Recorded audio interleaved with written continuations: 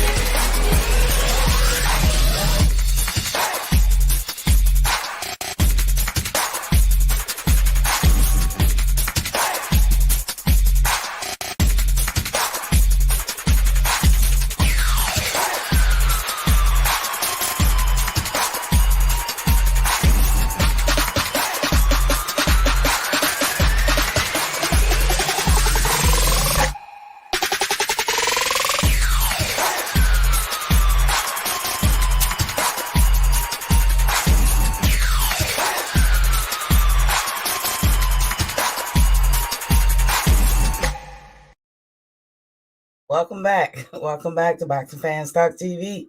I'm your host, TDT. Y'all saw the thumbnail. Looked like somebody finally listening. But we're going to get into that in a second. It's time for the water check. As usual, I'm always at 10 ounces. 10 bottles. I don't know why I keep saying 10 ounces. 10 bottles, that's 80 ounces. And this just seemed to be the mark for me. I do make it to 12 bottles, by the way. But at this time, I want to be like past 12 bottles. But that's going to be a new short term goal. As I always tell you, if you don't drink water any other time during the day, you need to do it before you put your feet on the ground, getting out of the bed in the morning, get the engine started. Treat your body like it's an engine.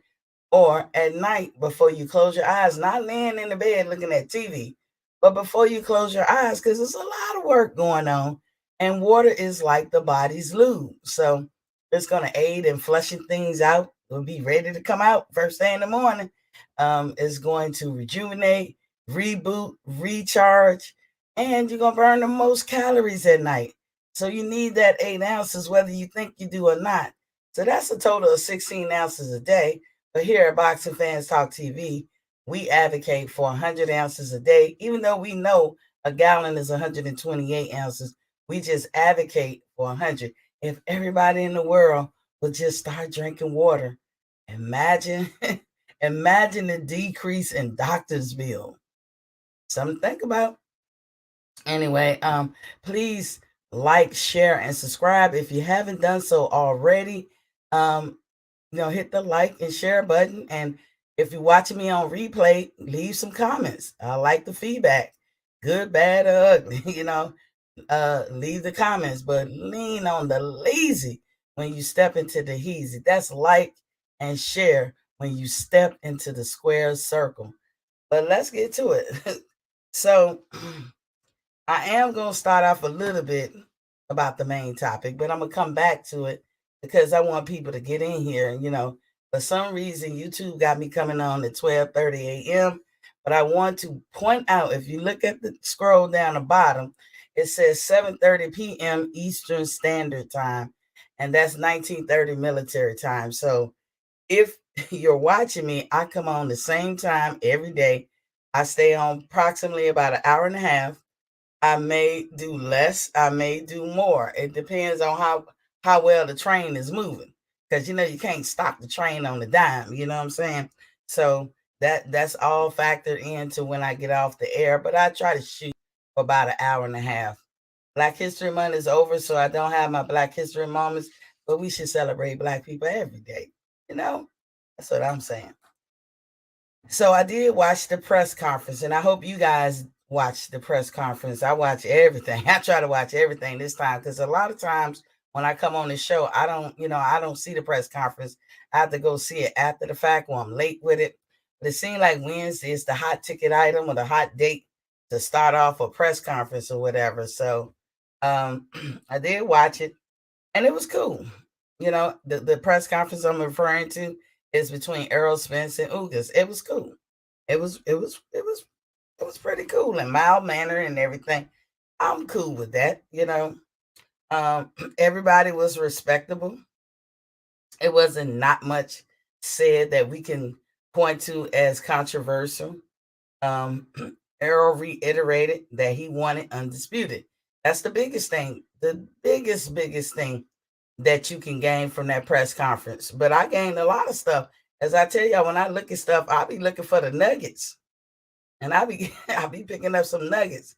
And sure enough, I picked up a couple of nuggets in this, but I'm gonna get into it after this one little topic that I have to talk about. And I will say maybe I missed something, but I watched it like twice actually.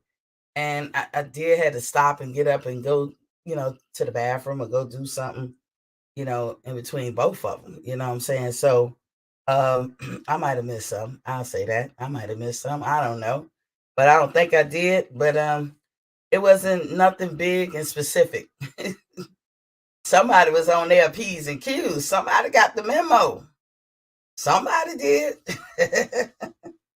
So MTK Sports is hoping cooler heads will prevail because they claim after the Taylor and Catterall fight that they are experiencing insults, personal attacks, even death threats targeting the fighters' partners, and families. So I guess you mean girlfriends, boyfriend. Well, I didn't know boyfriends, but girlfriends, or somebody might have been married. I don't know, and their families. And so for me, I'm gonna say I don't give a fuck. I don't know what you guys gonna say. I'm gonna actually put the link in the chat because that popped out to me as I was reading certain articles today. I was like, personally, I don't care. And I know you guys probably be like, Miss T, I mean, usually you like to be in the happy middle, but I don't care because doing the shit that they do is bad enough. You robbed the fans, you robbed Catterall, and you pretty much kind of robbed Josh Taylor, even though he don't feel like he got robbed. Because you ain't being honest with him. You want to like him. He comes in a package that you like, you feel that he's sellable, and you want to rob people. And no, that's why I say I don't care. I think about the person who's 8 years old. As I told you, I dabble in coaching and boxing, and I mostly was coaching children.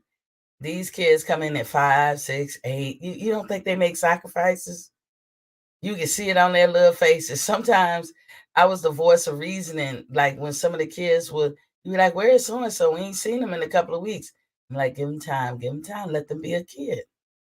Let them be a kid. You know what I'm saying? They'll come back when they ready. And if they don't come back, it wasn't meant for them to be. Give them time. Revisit this thing in about a month. Let them be a kid. Let them play soccer. Let them play baseball. Let them play whatever. Because boxing training is a sacrifice. And to the kid who goes through this whole routine and never takes a break.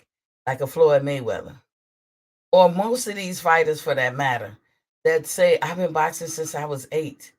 You know what kind of sacrifice that they had to make? And here they are in their 30s or late 20s or something like that, and they at the precipice of the most biggest opportunity of their life, something that's going to be life-changing, something they didn't work already at 28, 10, 15 years, and you gonna rob this nigga? And then you shocked because people are making death threats, they're throwing insults, they can't stand it shit. You know, look at what you're doing to the fans. You're robbing us. We're putting time, effort, and money. We could be doing it. Plenty of other things. We got families. We got children to raise. We could be doing so many other things than to be sitting there. Make sure we catch your press conferences, buy your merchandises, watch your shows. Make sure we have the cable that you play on, or subscribe to different platforms that you come on. Like me, I got the Zone. I got Showtime. You know, that shit ain't cheap. But I do it to make sure that I can catch boxing, which I love. I could be doing stuff with my kids. I could be going to visit family. I could be going to play bingo. I could be doing a whole lot of other shit than to be watching Josh Taylor do whatever. But you know what? I took time out of my day. I paid that subscription to ESPN Plus just to watch certain fights, even though it's not user friendly. And it wasn't. Not even for that. And I already had the subscription since Bud and Porter for it. Sir Aunt Bo is in the building. Was Poppy King? Salute, Miss T. What we talking about tonight? We're going to get into that Earl Spence and all that press conference. But first, we talk about MTK Sports is crying because they getting a lot. They trying to make it seem like it's collectively them, but I think it's really the motherfuckers who pulled off the robbery, the people who pulled off the heist, which is Josh Taylor and crew. But they basically saying they're getting insults, personal attacks, death threats, targeting fighters and their families and their partners. That's what they saying. Somebody wrote a whole article about it. And I said, I don't give a fuck. I don't know how you feel. I don't know how people feel, but I don't care. And I'm just going down the litany of things that they show every day that they don't care. The shit that we go through. You know, like I said, I was spending about approximately $300 a month. You know how many outfits that is? Hairdos or whatever. $300 a month so I can keep up with boxing. All year round. Yes, I was doing that. But you don't care about me. You know, now I'm gonna play the sob story. You don't care that I'm a war veteran and I'm a what they call it, just a military veteran of 20 years. You don't care about that. I don't work. I live off my pension, and I'm spending $300 a month on your. Can I cry a tear? You gives no fucks about me, but I care about me. That's the point. This is why I can be cruel. In the sense, some of you may glean that it sounds cruel what I'm saying, but this is why I say I don't care. Two, when they talk about, I don't advocate for violence. Never. Especially somebody who ain't got shit to do with what happened. But sometimes there's a such thing as wrong place at the wrong time. So if you know your man is scandalous and he always getting into some shit that can make a motherfucker want to choke the shit out of him and beat everybody down around him, why you marry him? Why you be around him? Sir Ambo say he gonna shed his tear too. And it's gonna fall on deaf ears, Sir Ambo. So to his pending wife, why you marrying him? Your husband to be is dirty as hell. Let me send that 4-page letter to you, more like a missive. Because I was trying to write a 4-page letter to you, Chris Colbert, and a couple other people. But I'm going to call it a missive because it ain't going to be long. Miss Pending Josh Taylor, you know. I mean, no disrespect to you. I don't even know you. But look who you're marrying. You better prepare. That comes with the marriage. You may say, oh, I can braid through it now because you want to be married and you love him. That's fine. But you better be prepared that all that bullshit he a part of, this type of shit coming with that marriage. He doesn't even try to course correct. There's a way, you know what, you could be for a person and want them to win everything and will cheat and this, that, and the other. But I still blame the fighter. You know why? Because it depends on who you are as a person, whether other people can come into your life like that. So for instance, you could be wanting me to win at everything. But when you meet me and talk to me, you better know not to do no fugazi shit. Cause I'm gonna be up so far up your ass, it ain't even gonna be funny. You will not cheat for me. Cause I don't want that. You're gonna get fucked up if you do. I don't want it. I don't want no easy handout. I don't mind working for nothing. You know, if I want a handout or something easy, I will come to you, say it out my mouth. But if you glean anything from being around me, you'll know don't do that for me. I'm a waste of y'all time. You know what I'm saying? Let me get this shit out the mud. Josh Taylor does not present that aura about him. That's why they do what they do. He know goddamn where he lost that fight. Why I have so much vigor for this dude? Because he's a dirty fighter. I don't like cheating, but I don't like dirty fighters neither. And the way that he fights dirty, I'm gonna put it in the classification of dirty, although it could be cheating. Because once y'all cheat, you done tore your drawers with me. Ain't no reprieve on that shit. You done tore your motherfucking drawers. Like, it's gonna be hard to get past cheating with me. That's just me. To each his own. Everybody else can feel how they feel. But this is why I feel the way I feel about Canelo. I can't give him nothing. I can't give him no credence because in my eyes, he's a cheater.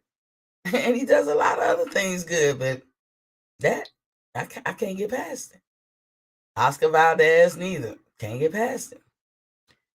But this person, he does these dirty tactics, Josh Taylor.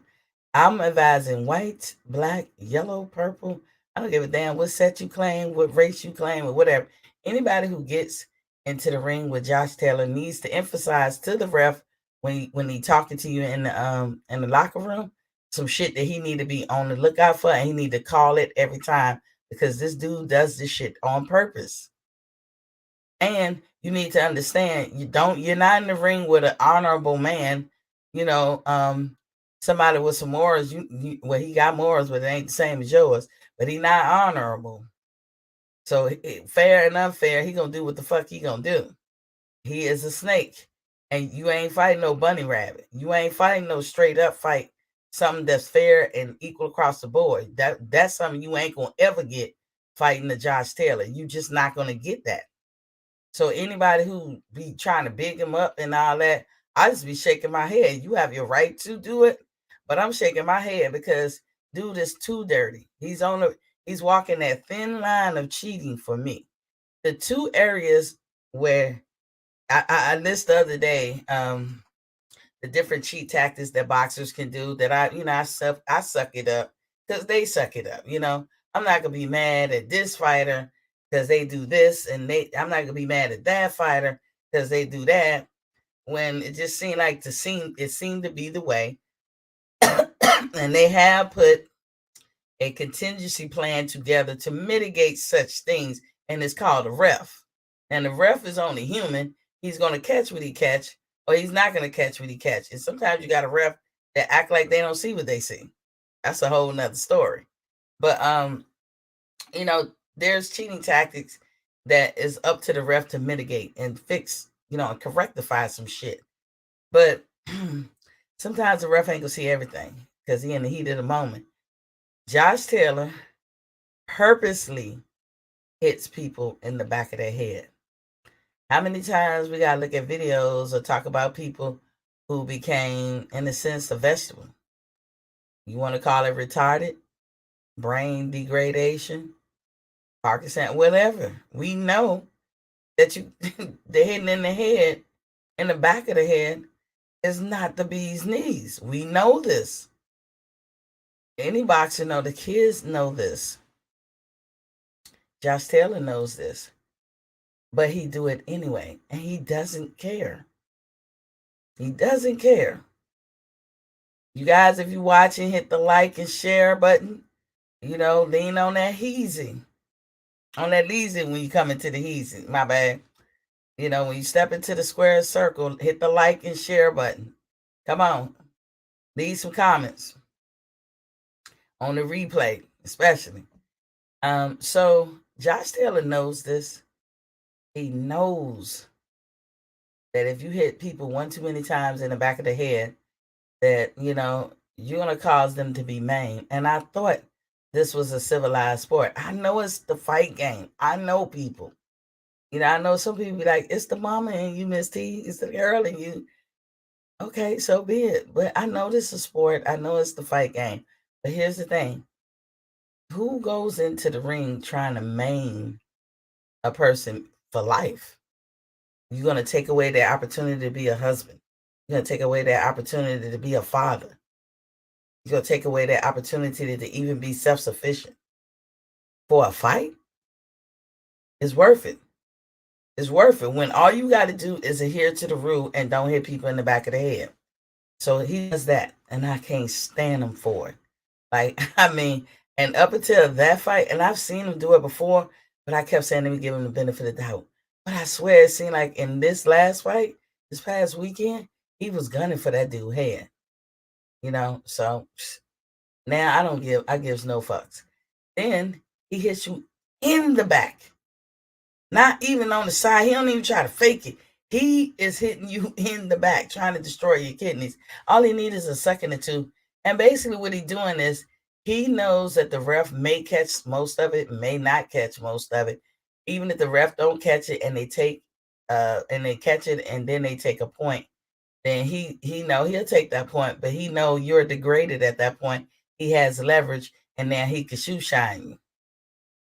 He's a conceited narcissist piece of shit. I don't give a damn about no Josh Taylor. And I hope somebody beat the brakes off his ass. You know what I'm saying? He lost that fight. He still can't even be humble in his victory when he know he lost. There's so many ways you can use the English language to convey what you're going to do, but also be humble enough not to dig deep on some bullshit. He act like he really did win. You did not. You got your ass whooped. It wasn't even close. You robbed, and you knew they stole for you. And you don't give a damn. But you might want to stay away from Terrence Crawford. And I would say if Terrence fights you ever, I hope Terrence beat the dog shit out you. That's how much I do not like Josh Taylor. Because you have a disregard for human life. And I don't like that. And just in case y'all be wondering, because I talk about black shit all the time on here, last time I checked, there was 2 white dudes in that ring. I feel the same. I'm equal opportunity across the board. So I just want to mark time on that one. Marking time, that's it. But the what is coming out of this shit, because this has become very controversial, is British Boxing Board of Control is conducting an investigation. Now, if they do shit like America do, who cares? And in light of the fact that they letting Tyson Fury fight in England again, I won't hold my breath. But we never know. We hope for the best. I pray for Catterall. I pray for the people over there, because that guy that came on my show the other day was from England. And he was like, even the Scottish people and English agree that Josh Taylor lost, and they're not happy with that shit. So I asked, how do we feel about this shit? That's why I put the link in the chat if y'all want to chime in. Remember that the phone lines are open. It's scrolling at the bottom. Remember to hit the likes and share buttons when you come into the square circle. So I don't know how you feel about these things, but I just told y'all how I feel. I cannot. I have no patience for people like that. You know, I hope he gets back fully what he gives out, cause he be really trying to hurt people. I feel like he don't mind killing somebody. I just don't like him. He gets my palpitations going. I probably should have took my blood pressure pill before I got on here. As General Big Fish always tell folks on Heath Thriller, make sure you take your blood pressure. I probably should have took it. I ain't taking it today. Mm-mm-mm. Ain't nobody mad at Catterall, so they can stop with the we shit. That's what I do want to put out. Ain't nobody mad at Catterall. What we mad at him for? He came, he trained, he came, and he fought a good fight. He fought a strategic fight, and he won. Y'all did shit to him. He didn't do nothing to y'all. You know, you guys, there's ways to fix shit, you know, but before I get into that, it's like the disrespect of the fans. I mean, just disrespect to everybody. You disrespecting Catterall, who put his blood, sweat, and tears into this. You kind of disrespecting Josh Taylor because you're letting him run around delusional. You disrespecting the fans because they put their time, effort, and money into it. You disrespecting people, the gambling world, and everything that comes with that. Because, you know, I still feel a certain kind of way about that money I spent on, what's his name? My boy, Deontay. When I went to his fight in Vegas, and I think I paid, I gambled $300, 100 different ways, you know, like I think I paid 100 to win, period. And then I paid 100 for the knockout in the first 4 rounds, and then 100 for 5 through 6, 5 through 8. I think it's something like that. Don't quote me, but it was like 3, 4 rounds. I paid 100 for, and it was by knockout. Now, when Deontay, you know how much money I was gonna make. When Deontay knocked him out in the 4th round, and he didn't get up for 17 seconds. It's between 15 to 17 seconds. Either way, that's more than 10 seconds. Had the ref did his job and everything was fair, because you can go back and look at the clip. Documentation beats the hell out of conversation. And I only bring this up to prove a point about the gambling world. I've never before gambled. Why? Because when you first start gambling, it's gonna be with people that's local to you. Like when you're a kid, you be like, I bet a quarter, I bet this. And then when you're a kid, people usually pay up or whatever. But when you become kind of grown or whatever, and I'm gonna say this, and this ain't an absolute, but this has been my experience. Women, when you bet men, don't they renege? They renege. They renege on their fucking bets. Why? Because you're a woman and they not scared of you. But they do not renege on men because they worry about what it look like from other men's eyes. Like if you don't pay up, they also might be scared, or they don't want to start no shit because they feel like men can go from 0 to 100 real quick. I'm not pulling out a gun because you didn't pay no bet. But had I lost, them same niggas would be in your face demanding their motherfucking money. So fellas can wonder, like I wonder, do y'all even wonder why a lot of women don't bet? If women bet, you y'all have no idea how big. And I'm not saying it's an absolute, because there are women gamblers and can't help themselves, just like some men who can't help themselves gambling. But if women, I'm talking about casuals, you know, just regular everyday women who bet on shit like y'all bet. If we got into the betting game, what do you think the money pot would be? The best. That's why you see women will play lottery quicker, or bingo quicker than they ever would sit up there and just bet, because y'all don't never pay up. I see. I'm the type person, I get emotional about my shit. And even though I'm not gonna fight you or pull a gun, don't think I ain't want to. It has crossed my mind, but I know better. I'm mature, but it would cross my mind. That's why I knew when I was young, this ain't for you. This is not for you, because this shit gonna happen more than once, and one time is gonna be one too many. This ain't for you. So that's why I don't bet. So imagine me in Vegas say, you know what? I'm gonna give it a chance. I'm gonna give it the benefit of the doubt. And I mosey myself on up to the counter, like, sir, how you doing? This the bet, I'm gonna make. And of course I consulted with my guy friends. It was like, how you bet? How this work? Because I didn't know nothing about no bet the rounds or shit like that. So I get there and the guy was very helpful. And I gave him the money and I made him re-explain before he printed the tickets. What am I betting so I can understand it? He did, and he gave me clarification. He said, "You get it?" And I said, "I think," and I was thinking I did. But he said, "Let me do it again." So he re-explained, like very helpful. Gave me my tickets, and I walked off like, no bullshit. I was like, I was scared. I was nervous because I hadn't bet in over 20 some years because of my fear of people not paying you back, and my fear of, or just knowing that how I respond to shit like that, I get upset, like highly upset. Just say it like that. So, and I've done a great job for 20 some years, probably close to 30, of just not putting myself in those type of predicaments. So I can't never say that I get mad at people over money because I don't do certain things. You know what I'm saying? So I go to the fight and I'm happy and all that. And imagine I see the first knockdown, I'm like, oh shit. But it was fair. I was like, called it wrong. And then the second and third knockdown came from Deontay in the fourth round, and he don't get up in time. Even the British people around me was like, he didn't get up in time.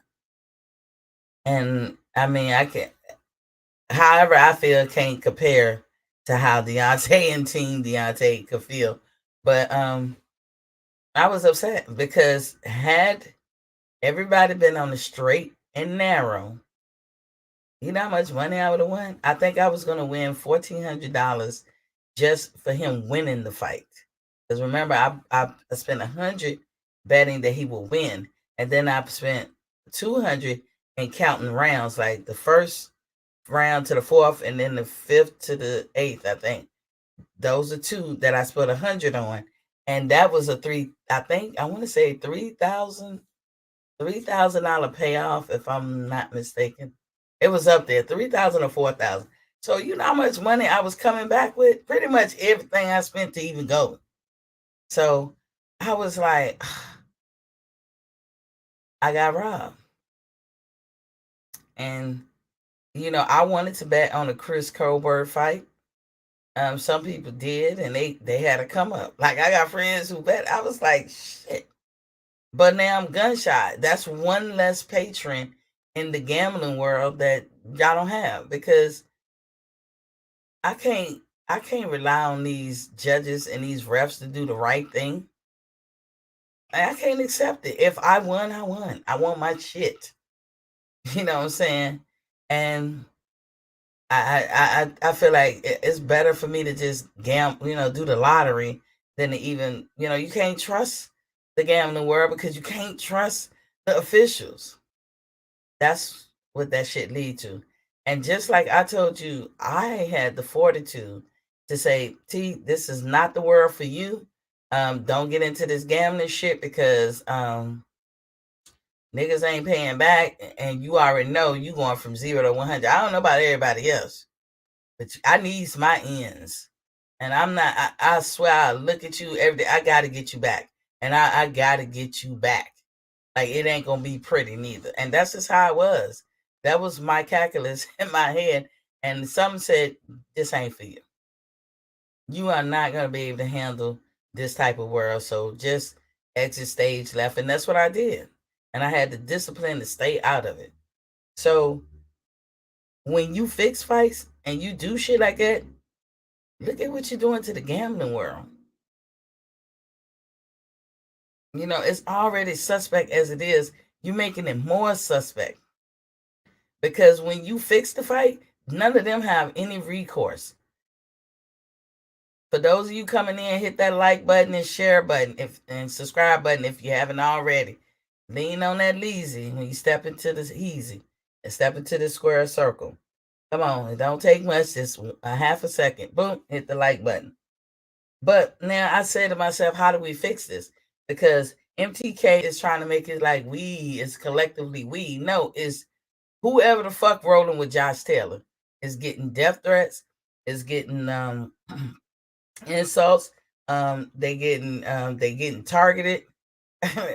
Their even their families and their partners or whatever. Hey, now families is kind of hard. If you've been with the man, you know, you've been married. Like if you married to somebody so many years before this take place, and somebody coming at your family, like I said, I don't advocate violence at all. But to Mrs. Pending Josh Taylor, you know what you're getting into. Your husband to be is scandalous. He do a lot of dirty shit, which dirty shit is gonna come back to him. I don't know why people walk this earth thinking that they can do some dirty crime, grimy shit to people and think it ain't gonna come back to them. You know, when you do dirty, grimy shit to me and they come back to you, trust me, I be waiting. I don't know, people probably be like, oh, you a vindictive person. So what? I don't give a fuck. If it's okay to do to me, you got to feel what I feel. You have to. That's the only way this world can be right. It's the only way it can be balanced. You know what I'm saying? You got to feel what I feel. Oh, and understanding is in the building. What's popping, King? Talking about MTK crying because Josh Taylor and them getting some death threats and people targeting, you know, his I guess their family or whatever, but they trying to make it like a collective we, like Catterall getting it and everybody on both sides. Nah, motherfucker, Josh Taylor. Josh Taylor, you are getting this shit. And people who rode with you, and y'all deserve it. I don't give a fuck. I hope somebody find you on the street and slap you because you don't give a fuck about nobody's life. You show you don't give a fuck. You targeted the back of this man's head the whole night. And the ref act like they ain't see it. And we know what happens when you do that. That's beyond cheating a little bit to me. But it falls kind of under that ram, is walking that line. You just to have a leverage because you got to win with your narcissistic ass. I can't stand them. And then now, can we all just get along? Nigga, can I get my money back? When y'all cheat me and I gamble some shit, that's when we can get along. Can I get my money back for going to see a fixed fight? That's when we can get along. Nigga, scratch my back and then I scratch yours. Show some sincerity and I will show you sincerity. But you can't ask for some shit you ain't willing to give. I just don't see it. Gene Hughes, salute to you. So I ask y'all how y'all feel, you know, how y'all feel about that. I am gonna talk about this aerospace. Y'all gotta let me cook on this one. It's not that bad. It's not bad like y'all think. Y'all gotta let me cook on it. So I said, how do we fix it? Stop cheating. Stop that shit. Stop paying off judges. You know what I'm saying? How do we fix it? Stop cheating. Yeah. What's up? You gotta turn me down the back. I didn't. I'm good now. And then you good now. Oh, wait a minute. Yeah, turn me down. What you talking about, Miss T? I'm talking about MTK crying a river because people are bad acting. I guess they making personal attacks, death threats at the family, targeting his partners and family. They trying to make it seem like it's a collective thing, like everybody's coming at Jack Catterall. And first of all, I don't mean to be rude. How you doing, Miss T? Oh, I'm good. How you been? Working hard, man. Just chilling, you know. I see you got the A back on. Is you back in A? Or you... No, I'm still out here in North Carolina. You know. No cackalack and no click. I go back and forth. I feel you. I feel you. Everything good? Yeah, man, I'm on a damn keto diet now. You are. I know. Like I gotta get my stuff straight. Y'all don't even know. Today, my hand was swollen. It took everything in me not to take these steroids they give me. Y'all don't know. That's the goal for me, to get off the steroids, get it out of my system. And I know What y'all. what's going on with you? Like what you got going on? I have edema. So it's one of my autoimmune disorders. I can't control it. I have edema. Okay. I just swell up anywhere. My hand was so swollen. Like Hawk. Like Hawk be changing this shit. My hand was like, ooh. You should just slap the shit out somebody with it. No, I'm just playing. Hey, shit. I wanted to smack Josh Taylor. I'm probably the one they talking about that wanted to Hey, man, did you see that? Yeah. How the hell did he win that fight, man? I don't know how he won that shit. That's what I was talking about. MTK trying to rep for him, talking about some, can we all get along, so to speak, because they get. Let me turn my stereo down real fast. Hold on. Okay.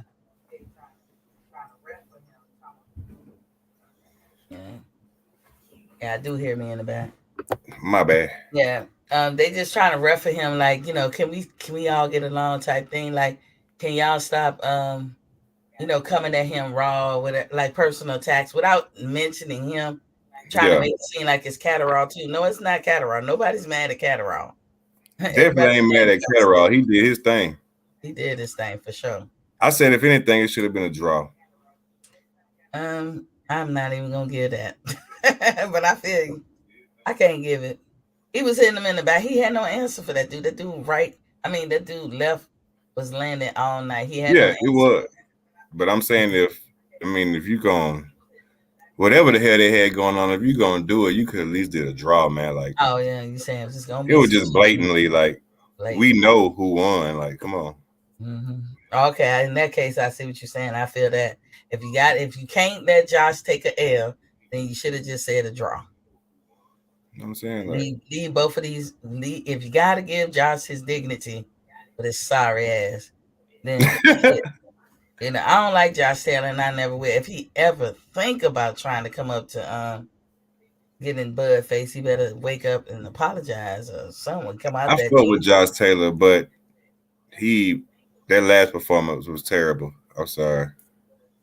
I can't fuck with him because he's dirty.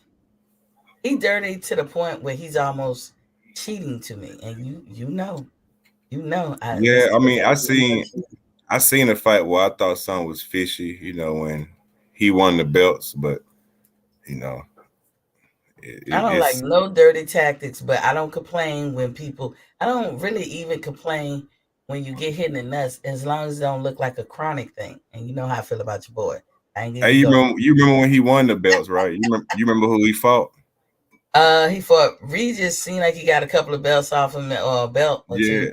And then he fought Ramirez, get the last one. If you look at like round 7 through the rest of the fight, this is just my opinion. It looked like he just got some extra energy from somewhere. If you ever go back and look at the fight, just like 7 through like the end, it's like he just got a boost of energy from somewhere. Like, I don't know where it came from. Remember when I showed you that video with Earl bending over? He was in the UK too.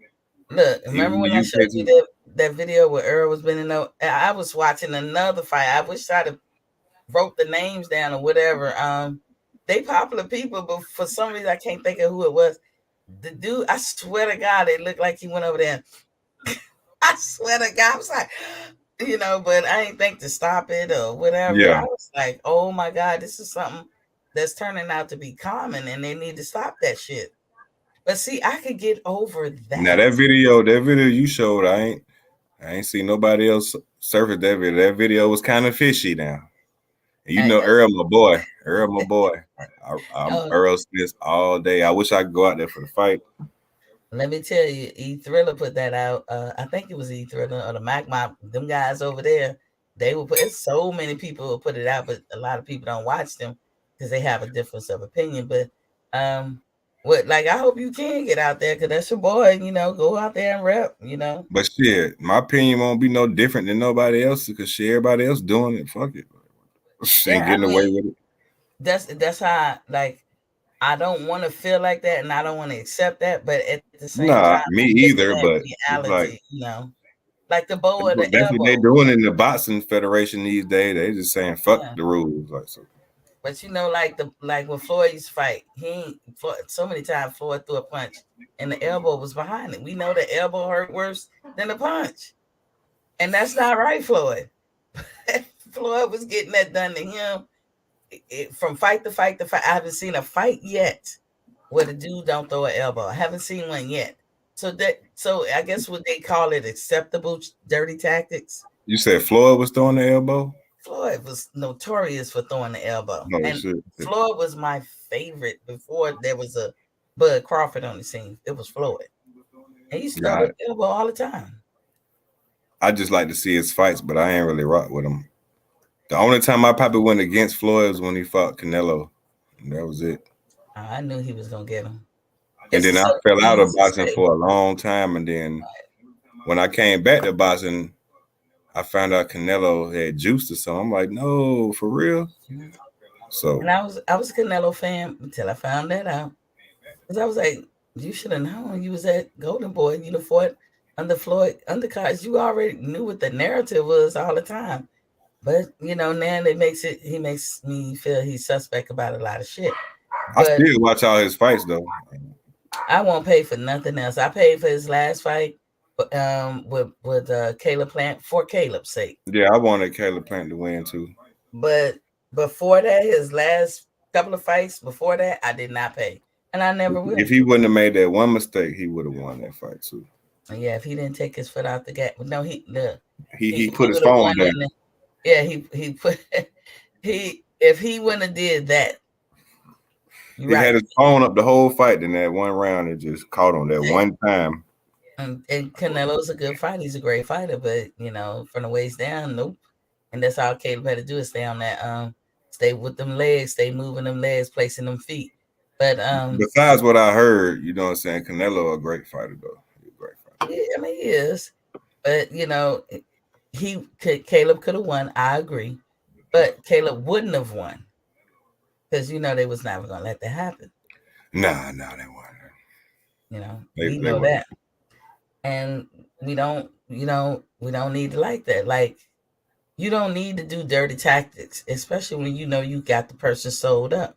So like when I talk about Child Boy Errol Spence and I call him when you already great, you ain't got to do that when you already great. I feel like he had everything already. He didn't need nothing extra. Like now, if you don't want to take the zero, then I mean, it's still no excuse for the shit. Period. And see, that's how I feel about your boy Errol Spence. A lot of fights I've paid for every Errol Spence fight. Errol Spence got hurt in August last year. Up until that point, I've paid for all his fights. There ain't a fight he had that I ain't put no money to it. And I've always done that. But when I say, like, if he's a nut digger, because I feel like he's chronically doing that shit, and he does it when he don't have to. He does it when he don't have to.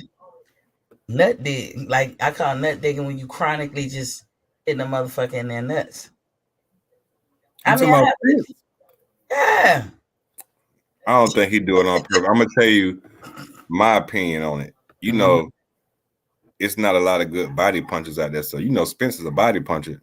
So he might get low sometime, but Spencer's a well-known body puncher like the Mexican. So I can't agree with you on the nut punches, but when people go to the body, they tend to miscalculate.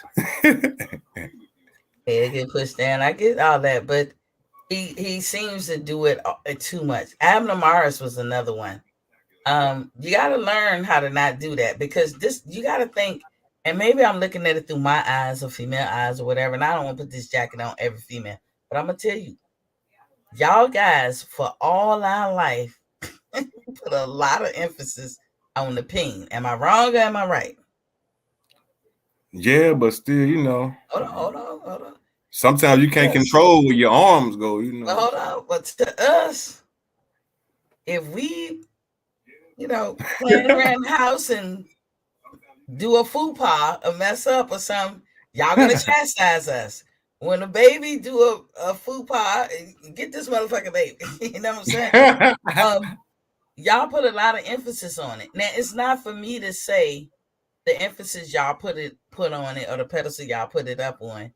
It's not for me to negate that, you know, because I don't want nobody being misconstrued what I'm saying. I'm not saying that I'm not down with that. I don't care. I don't got a penis. I don't got a dog in the race. You know what I'm saying? I'm just saying you guys put that shit up there and you guys say it's a sacred place. And you guys walk through this earth. I see my daddy, my brothers. I see all men walk through this earth, making sure that they respect that area from, you know, hey, what's up, man? You know, y'all treat it like a sacred place. Women don't put that kind of emphasis on our member downstairs. So, in light of that, when I see somebody digging, and if you go watch, I mean, people have made compilation videos. I'm not gonna try to drive it home. It's just what I saw, people. I ain't hating. I mean, I understand what you're saying, but I box as well, so I know sometimes you ain't just gonna throw the shot right where you wanted to go. So it just be a mistake, and you got to move on from it. If you keep doing it now, then you know. And that's what I see him doing, because I don't see Bud doing that. I don't see other people doing it. Now, Sean Porter, he plays football. Now, we all look at football, American football. We know how that works. Sean, you incorporate football with Sean used to hit me with elbows and everything. Sean ain't give a damn. Yeah, but you would look at Sean like, come on, Sean, this is boxing. And Sean coming in with head first. Do I think he trying to, you know, all the time be intentful? But if you know you do that, then stop it. Make a course correction. That's all I was saying. He used to be headbutting. You know, he got a big ass head, so he used to be headbutting motherfuckers and shit. All the time. Like shit. Now we playing football or boxing. So what I'm saying about this Josh. Yeah, I was just gonna say you say look like somebody finally listening about what? Oh yeah, I'm gonna get to that in a minute. I'm gonna finish off with the Josh Taylor. So how do we fix it? We gotta stop the cheating. We gotta stop paying off judges because we know that's what's going on. We know Josh lost that fight. And he tried real clever to direct the anger towards the judges. Because in this article, the guy was like, you know, it's not the fighters. The fighters are cool with each other. They respect each other. You know, these problems happen with the refs or the judges. Something to that effect. Nigga, how the fuck can he say it was respect when the other Catterall walked out the ring? He was like, this is bullshit. Exactamundo. Now he trying to divert and he trying to make it like a we thing. Catterall ain't got no problem. Josh Taylor better watch his back. That's what it is. And I don't give a fuck what happened to Josh because he didn't give a fuck about my dollars. He didn't give a fuck about nobody else's dollars. And he didn't give a fuck about that man's life. And would he want to go back home to his wife and kids or whatever by hitting them in the back of the head? So fuck Josh Taylor. I don't give a damn what happened to him. And to his wife. Well, he exposed now. Yeah, and to his wife, his pending wife, because he about to get married. Ma'am, I don't know you. But I say this with all due respect. You know what type of nigga you about to marry. So take that with a grain of salt. Damn. You know, keep that in mind. And your promoters can catch it too. And the ref can catch it too. And maybe they can say, we don't want to let who the ref gonna be and who the judge is gonna be until after the fight starts or about to start. Because then they'll be like, you putting a hit on our head. Well, motherfucker, act right. You won't have a hit on your head.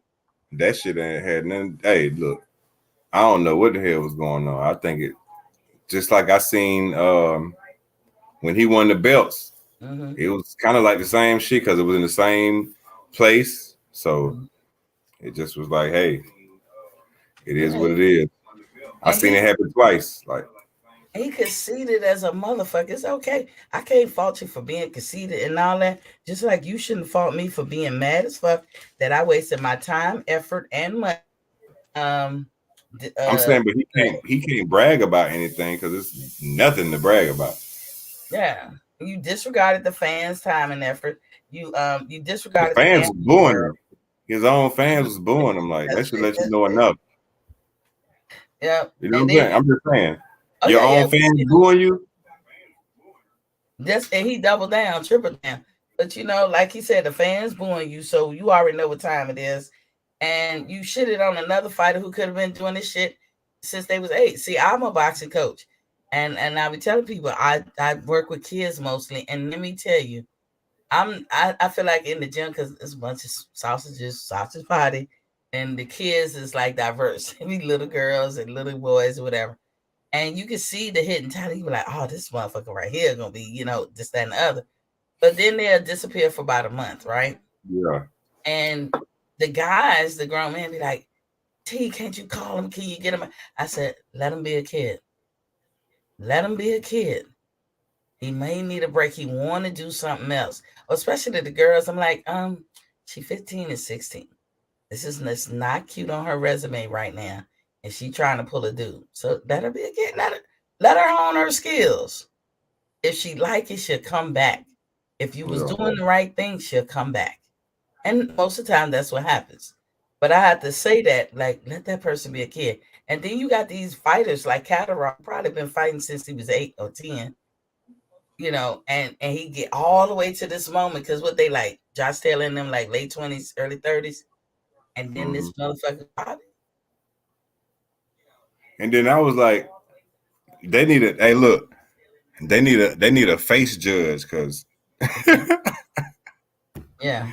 Catterall face was still normal at the end of the fight. You know what I'm saying?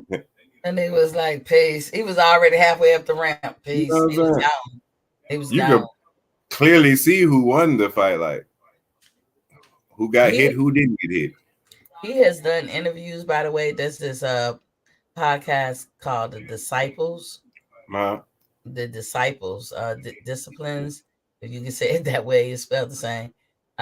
It's an English podcast, and on it, the guy who's moderating that podcast, he has on a green, look like Adidas jumpsuit.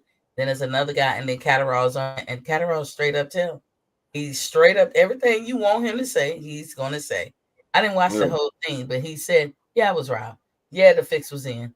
Yeah, he said, well, I knew at this time when it took too long to announce the winner. He said, I knew when the second card was read, 114 and 111. I knew. Like, you know what I'm saying? So if y'all want to go see that, go check that because you got Catterall saying it from the horse's mouth. I don't know if anybody here is going to get that interview with him.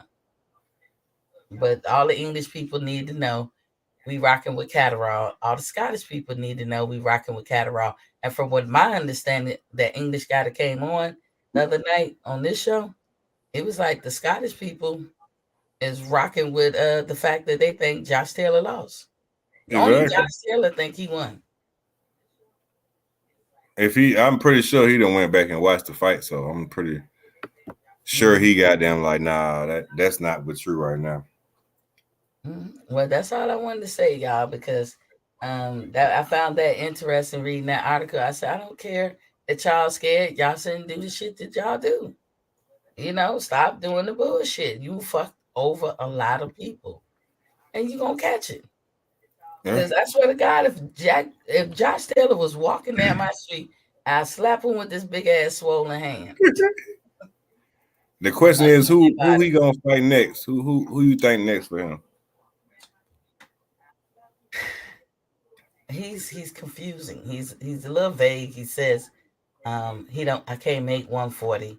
You can hear it. He doesn't want a rematch. He don't want to see that. He don't want that go back there again. But then he wants to move up. But now what's not clear is what he's not saying is, I want to beeline straight to Terrence Crawford. Not after that performance. And there is a video clip of Josh Taylor and Terrence Crawford standing beside each other. I'm assuming it was before this fight because Josh Taylor's face was, decent up. And the guy asked him, he said, hey, what about a pending fight? I couldn't really hear the question, but you could tell he asked, what about a fight between y'all two? And Terrence said, huh? And then he repeated as Terrence leaning over. And then he said, oh, I'm fucking him up. I was like, hell nah. But ain't got no chill. He said, I'm fucking him up. This bitch right here, I'm fucking him up. I put the bitch in there just so y'all know. But I didn't say that. Yeah, goddamn, Catterall was beating him to every punch. He couldn't do nothing. Exactly. So, yeah, so I'm just saying, I don't think that Josh Taylor wants to see Bud. I think if Bud were to ever fight him, just understand this dude is a snake. He's a dirty, dirty fighter. He gonna hit you on the break. I think he deserved that point taken away from him because it's his intent. I don't even fuck with Bud, but I know Bud to fuck him up with the quickness. Bud don't have no okay, mercy. Let me reiterate that. Mm-hmm. I fuck with Bud, but when it comes to Spence, I don't. But cool. I know Bud will fuck Josh Taylor up. I know that. That's cool. Sure. That's cool. See here, boxing fans. When it's between Spence and Crawford, we beefing. I'm sorry. And Miss T don't have a problem with it. Crawford against anybody else besides Spence, I'm rocking with Crawford all day. See, and I'm gonna say it like this: the whole time when Bud was in them lower ranks, I equally liked them, kind of both. But I edged Bud a little bit more because I just felt like I always thought he was a complete fighter, and I'm more attractive to complete fighters, right? But then, just know, for all your viewers, and I don't hate Bud. I fuck with Bud, but when it comes to Bud versus EJ, I'm Team Spence all day. Besides them two, I fuck with Spence and I fuck with Bud, but Spence is my favorite. You know what I'm saying? I see we cool I support all the brothers. I support all the brothers, man. PGA's big dog is in the building. He says salute Queen T. Salute PGA's big dog, salute, fam. Hey, y'all, look, like and subscribe if you haven't done it so already, and share. And on the replay, make some comments. Give me some feedback. But lean on that Leezy when you stepping into this Heezy. For all of y'all doing the feedback, man. For all of y'all doing a reckless eyeball, just come in half a second, hit the like, and then go back to the peripheral. Go back to where you sit and shit. But we can respect that, ATL. Here we don't. You are allowed to have the opinion that you have and feel the way you feel. We shouldn't be at each other's necks. We should be able to say what we say and go break bread and have a good time and hang out and trust one another and have each other back. We should be able to do it. But I know that that's not possible elsewhere. Miss T gonna say her piece too. And I wore the uniform for 20 years, so people have a right to do that. And I believed it then, and I believe it now. So yeah, I'm Team Crawford in that matchup. I'm Team Crawford all day. And it's more so got something to do with the skills and all that. But for the record, I have bought every Errol Spence fight. I've supported everything that he's done, as well as Bud. And right now, I'm on boycott PBC. I'm on that zone, and nothing. We about to get into this Errol Spence and Ugas thing, but nothing that they have said as of late, and we can go back to the Khan fight when Bud was, saying the interview. Nothing that he has said, or Ugas or Earl, that has changed the calculus of what I think, how I feel, and how I call it. Nothing has changed that, and it won't. What I said maybe a couple of shows ago is that until going forward, I'm not gonna poke the bear. Like, I'm gonna try to be as quiet or fair as I can, but I will be factual always. But I'm gonna try to be overly fair, I should say, because I've been fair. But I'm gonna try to be overly fair, like basically giving the benefit of the doubt to the Spence side. I gotta fuck with you, right? Go ahead. So how you gonna feel when goddamn Earl whip Ugas ass? See, I'm gonna ask you that same question. I don't know. No, I'm saying when he really whip his ass and the fight be stopped, because that's what's gonna happen. I'm telling you right now on your show. Just remember. Okay. What's the day? Wednesday, the second. Yeah. That I said this. ATL, it ain't going. It's not going 12 rounds. Y'all remember that ATL said he mark his words. And the body gonna stop the fight. And who? The body? He gonna the body. Okay, he marked the words. He said it ain't going 12 rounds. How many rounds you give it? I'm gonna give it 8. 8 rounds of brutal beating. 8 rounds of brutal beating. So this the 8th is gonna get stopped. This is what I'm gonna do. In that fight, I got Errol Spence edging. Okay. As I was talking to y'all earlier about gambling and why I don't do it no more, but if I wanted to gamble, I will put it on Ugas because I want to win double. I want to win some big money. I got that fight going to the decision, whether it be unanimous, split, or whatever. I couldn't tell you, but I don't see Errol knocking him out. I just don't see it. So I don't know who gonna win. I would say Ugas has a chance, but I'm edging Earl to win this fight. How much? I don't know. Earl gonna make a statement in this fight. He's gonna make a statement. Okay. He said he been training 6 months. PGH Big Dog said Crawford is a beast in the ring, but he moved too funny out the ring. See, PGH, I don't feel that way. I think Earl do. And then PGH said, "Do you boycott all PB or just PBC? Pay-per-view." I'm only boycotting PBC. I have cable, so I have all the cable channels. Then I have ESPN Plus. I have the Zone. I have most of those subscription to them different fight networks or whatever you call them. So I didn't let them go. I decided to boycott PBC this year. But up until the end of the last year, Miss T has bought everybody's fight. I even bought the Ortiz and Martin fight.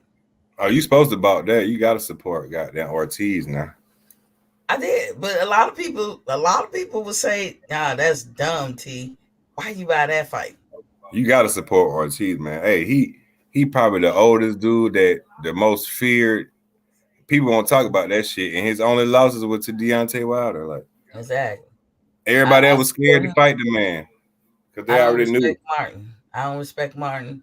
I don't hate Martin, but I think he sold that belt to AJ a long time ago, and I went through that before. I made a video about that. But you talking about dude? Hey, look, Miss T, you talking about dude when he got hit? He was looking like this. Yeah, like what her number is. He was looking at somebody in the audience. What her number is? General Big Fish is in the building. What's good? What's popping, King? That Miss T, what's good? Yeah, I'm talking about your boy. You are. That's another Earl Spence fan right there. He loves Earl Spence. Hey, Martin looked up. He said, "Is the food ready yet?" Yeah, he did. He said, "She got my order right." But y'all know he's a better fighter than I thought he was, because the first time I seen him fight was with AJ, and when I look back in hindsight, I said, "You sold that belt." He was doing good. He was doing good till he got caught with that goddamn right. He got caught. He's so and to be doing good against all people, Luis Ortiz. I also bought the Tank fights. Oh yeah, I support my boy Tank now. I'm talking about this last one with Isaac Cruz, especially. Bought it. A lot of people was not buying them shits, but I bought it because Miss T does that. I do that all the time. I support all the main fighters, especially my people. I support it. I was on team Chris Colbert until he started cooning last year. Yeah, when he started talking all that extra shit and was just saying shit, I like, yeah, somebody finna knock you off. Exactly. And Bold and General Big Fish, I know I made that joke about Chris Colbert pulling one of my old moves with the legs in the air. That was just a joke, yeah. That was just a joke. That was a jokey joke because I didn't understand. That was like a 13-step process when he fell back in the legs. There's 13 steps in that. Just letting y'all know that. So, but getting to this Earl thing, okay? So I titled this "Somebody Finally Listening to What the Hell the Unbiased Fans Are Saying." And when I say unbiased, to be clear, because we got General Big Fish, I don't want to mix my words up. I love you, dude. I love you. And Bold too. Both of y'all. I love all y'all. So I'm just playing. But I am gonna speak the facts though. When I say he's finally listening to unbiased fans, that does not include Earl Spence fans. So how y'all say, roll the clip? I'm gonna roll this clip. Okay. What did it mean for the Earl Spence legacy to become the undisputed welterweight champion of the world? It means a lot, but I feel like we just continue in the fight, and after all the situations and stuff that I've been through, and to come back and still continue to fight, I feel like that means a lot more than myself, and something that I basically can talk to my kids about it, tell them so they should never quit or anything like that. So I feel like that means a lot more to me than winning another belt. But I mean, I'm on that verge, God willing. I stay healthy. I'm definitely gonna do what I was been doing and keep winning, keep fighting. Well, my boy laughed like that. He mean business. If it wasn't for my eye injury, I would have the Ring Magazine and the WA belt. So that should tell you it all right there what's next. So you mentioned Earl. Let's check it out. You starting out prior to you becoming a champion. You said that you were fighting for legacy. You want to be remembered as one of the greatest fighters in our era. And right now you're on a pathway to do that. But you mentioned the WBA, you have the WBC IBF belt. There's one more belt that's out there. Obviously, Terrence Crawford. I know he's gone on record and said that he's spoken with you, had some sort of conversations with you about potentially making a fight in the future. What do you honestly feel that it would take for you guys to, potentially make that fight happen? I think that's the fight that all the fight fans are wanting. Everybody's asking for. Everybody's clamoring for, and it needs to happen. It definitely needs to happen. I mean, we'll see after this fight. To my fault, it's something that I'm not gonna talk about to the public and stuff like that, and things that I need this, or he needs to do this, he needs to do that. For me, boxers have, we got egos too. Somebody telling me I need to do something, I need to do this, or he telling me I need to do this, I need to do that. That just plays into it. So the fight not happening plays into it. So I just feel like it just need to happen behind closed doors, and something that our teams talk about, and hopefully the fight can get made. So I definitely think it's very promising, especially me snatching this other belt from you guys. So we'll see. You got a lot of friends and family guys this week. This week, I definitely got a lot of fans and friends. I think you guys hang tight. Okay. Hold tight, y'all. So I'm gonna get rid of that. So y'all heard the clip. There's a lot of little things we can glean from it. Let me do a shout out to Andrew Charles. He says, Miss T. Let me say, everybody who piling in, make sure y'all hit the like button and share and subscribe. And if you look at me on the replay, please leave a comment and give me some feedback. I love feedback. But lean on that Leezy when you come into the easy. Hit the like button. But cheesy. Yeah, but easy, my easy. So hit the like button when smash the like button, subscribe, tell your friend about Miss T. You know what I'm saying? I'm giving away a 55-inch TV, y'all. The catch is, but the gag is, in my Kiki Palmer voice, I gotta get 1,200 subscribers before I do that. It's right downstairs. I'm giving, and I will mail it to you, a Samsung 55-inch QLED TV. I was giving it away for a Christmas raffle. Nobody won.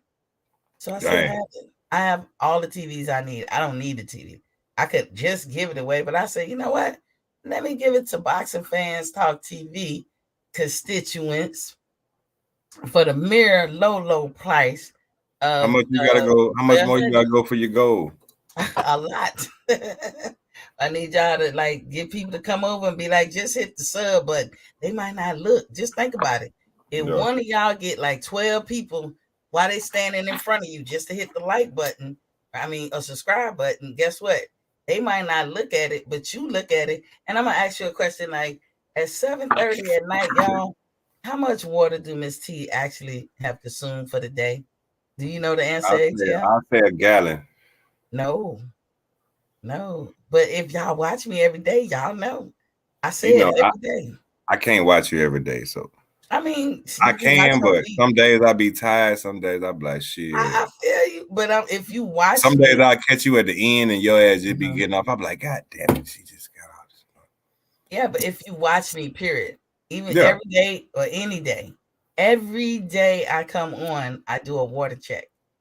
So all you gotta do is flip on the first couple of minutes of the show, you will know that answer. And that's the kind of questions I'm going to ask.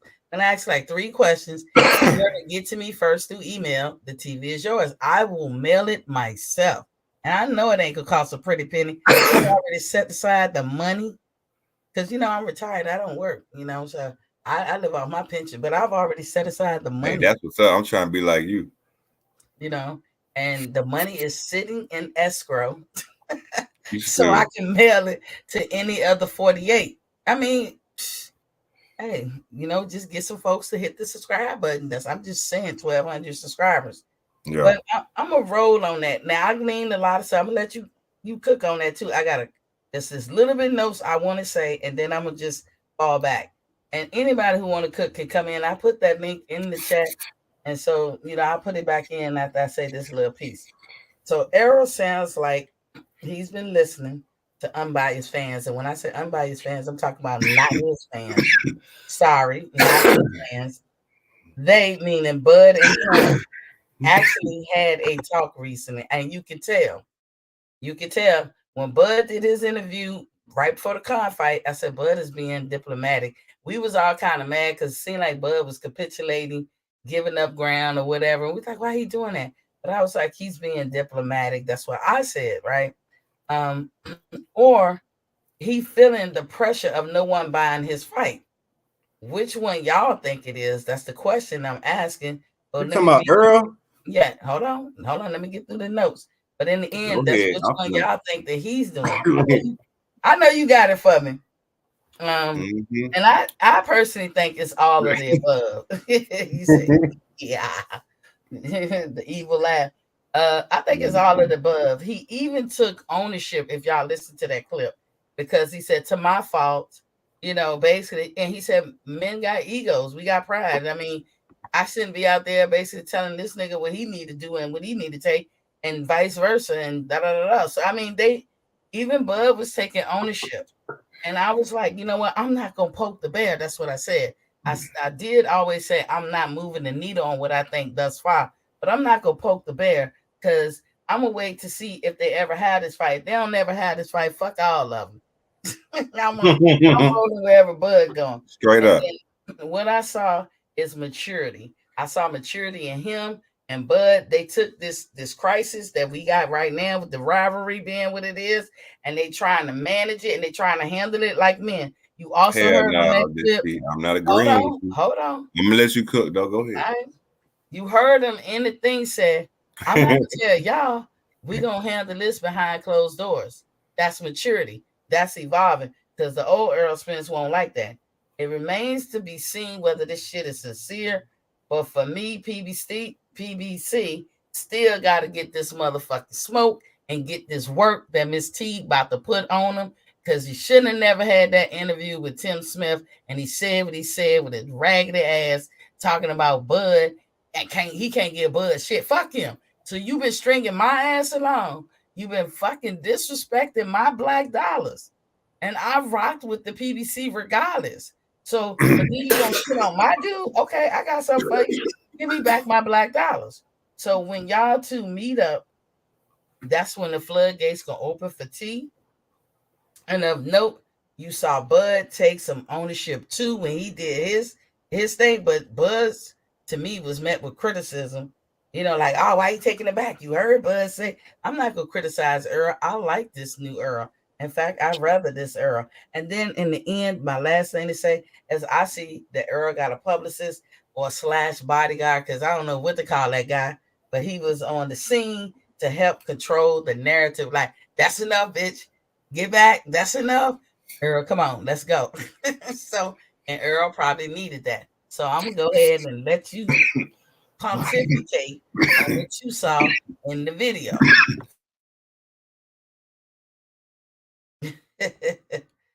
Don't kill yourself. It went down the wrong way. Get you something to drink. Oh, shit. You good? Man, you got to get I ain't gonna tell you. I'm an ex-smoker, so I can't. I smoke still, but I don't smoke cigarettes. You know. First of all, you just go what I said. Earl. Catch your breath, man. He know what's going on, man. He know he finna take Ugas out, man. He know. So many people have died on him since that car wreck, calling him a drunk and this and that. He took the tune-up fight with Danny Garcia, beating him. Didn't need a tune-up. And so, me personally, I think that he understands life more. Mm-hmm. He understands what his life and what boxing's worth for him, because he won gold medals. He strived to do this and that to get to where he at today. And I really think that he's gonna hurt and he's gonna punish Ugas. And when he do that, he's gonna hurt and punish your boy Terrence Crawford. It's not when after this fight. Mm-hmm. It's not going to be no other excuse for you. It's not going to be no excuse for any other Crawford fan that's going versus Spence. And I'm going to tell you why. And now I got to blame. Because when he wins this fight with Ugas, mm-hmm. he is going to call Crawford out. Period. Point blank, period. So it ain't going to be no excuse for nobody. Just remember I said this. It ain't going to be no more excuse for none of y'all Crawford fans after he beat Ugas, because he already told y'all his plan. He told everybody his plan. I promise you, soon as he beats Ugas, he is going to call Terrence Crawford out. And I'm saying this on your show right now. If anybody doubt me, comment right now in her chat. Comment right now. Say right what now. Say you. Now I got 3 questions. I'm gonna let you cook. Go ahead. Now my bag. I interrupted. No, you do. Okay. That's what I had to say. So go ahead. Go ahead. So my question is, y'all, I don't want y'all to see me smoke, so that's why I got the avatar. But I'll be back. I'm still here. So my question is Ugas a tune-up? For Earl, to me, yes. My next follow-up question would be, did Earl not say tune-ups are for people who are unsure of themselves? He don't need a tune-up. He did say that, and he did it. So that was a renege. What's the word? A renege on what he originally said, right? No, somebody else said that he needed another tune-up besides Danny Garcia. Well, but he said, I don't need a tune-up, and he beat the brakes off Danny Garcia. So no, he said, I don't need a tune-up. Tune-ups for people that's unsure of themselves. Exactly. And I could be wrong, but I think he said that after Danny Garcia. But that's what he said, and no problem. You can say that. I don't have a problem with him saying that. But then I asked you, was Ugas a tune-up? And you say yes. So is that to me? Is that a departure to everybody? Because Ugas compared to Terrence right now on paper is no comparison. Now I understand that Ugas beat him. So is a no comparison? Is a no comparison like a tune-up, right? Between Terrence and Ugas, talking about that professional. No, is a tune-up what you just said that Terrence Crawford said his fight was? Is a tune-up kind of like the same thing, right? No, because Terrence, if you call somebody that you're fighting a tune-up, that means basically they're just like a sparring partner. Like, you know you're gonna beat them, but it's just like just to get the rust off me, right?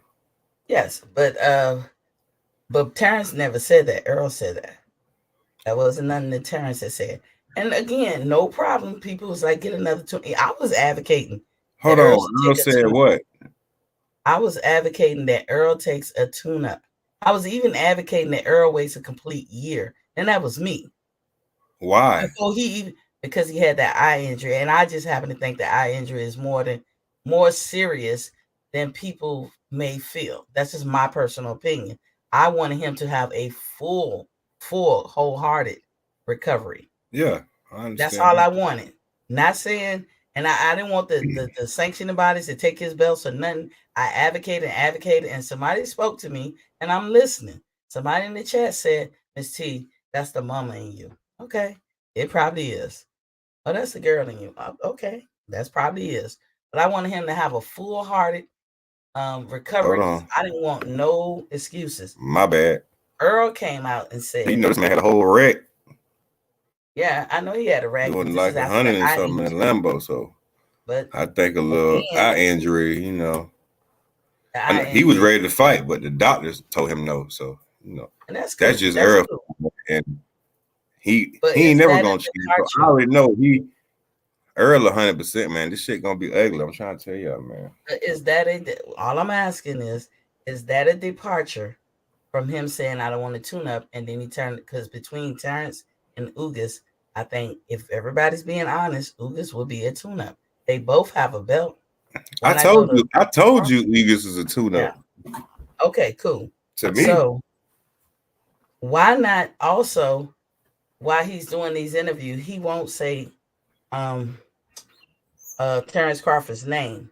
And I'm being nice but hold on. When I'm being nice when I say this, because I'm not trying to poke the bear, but I'm just saying I want these things from this interview to be marked. I'm marking these days, and I'm marking this time of what he actually saying, so we can go back and refer to them later if we find ourselves in the same predicament as we have been in these last couple of years. So I asked the question, but listen, I asked the question, why not say his name in one breath? And when I say one breath, listen, in one breath, and I'm saying one breath meaning in the same day, because he did the press conference followed by a Fight Hype interview. In one breath, he's saying, I want to be undisputed. No problems with that. Of course, that means anybody can, with some sense, knows that you got to go through turns to be undisputed. No problem with that. In the same breath, he'll say, what about Terrence Crawford? He said, we'll see.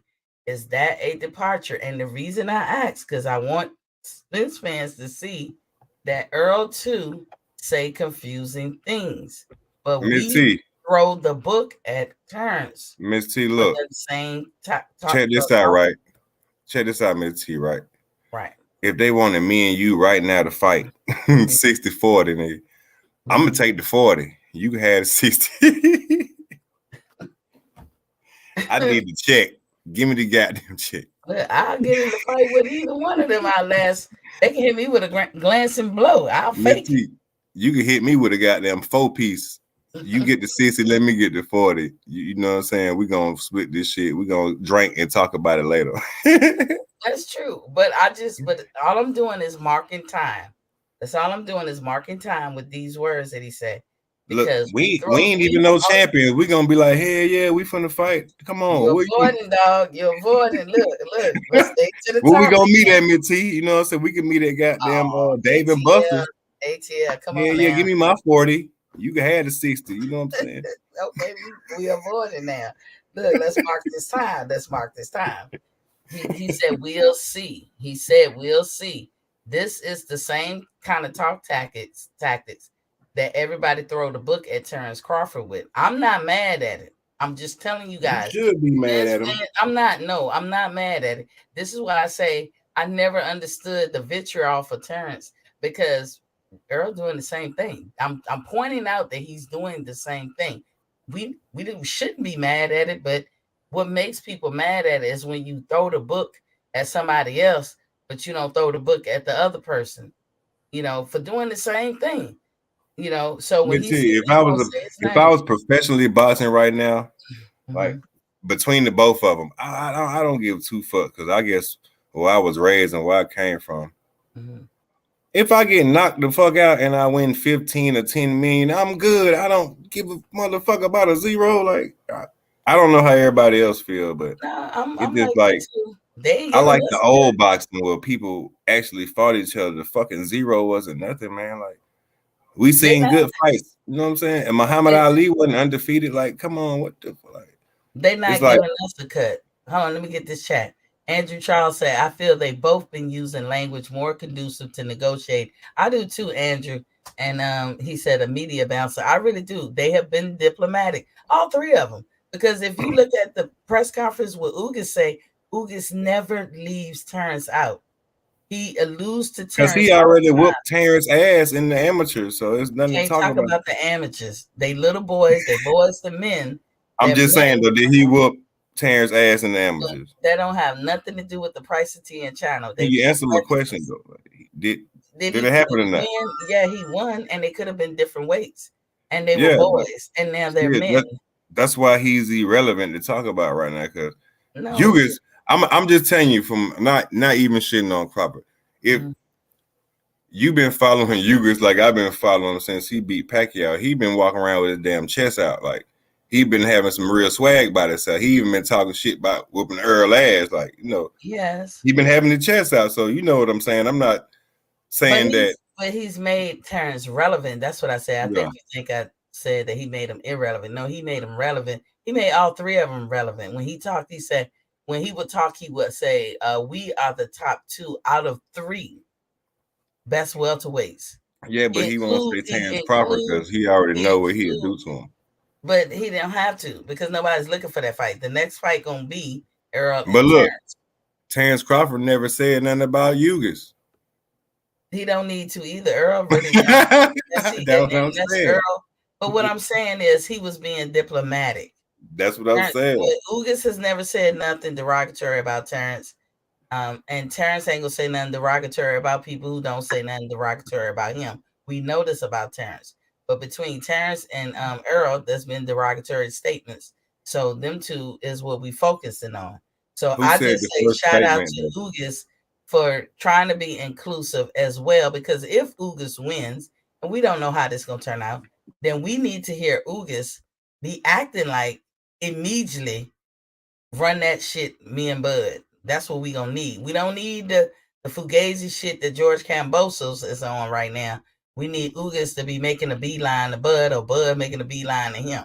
I meant to ask you about that, right? I'm late. I'm sorry, but I've been seeing I ain't really looked at no videos because what's going on between Devin Haney and Kambosos? Like, there's nothing definite that I've heard. Sometimes you see little thumbnails for people's channels that say that the fight is on or whatever. I haven't heard anything definite. That's why I really don't speak on it.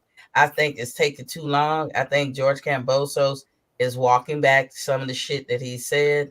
And I think the only fight that need to happen in the lightweight division, first and foremost, should be George Kambosos and Devin Haney. But George Kambosos knows once that fight is signed, sealed, delivered, he can all but kiss them belts goodbye. He know that. But I also think that Devin, if he don't get the fight, he got to move on with his life. He ain't got no other choice right now.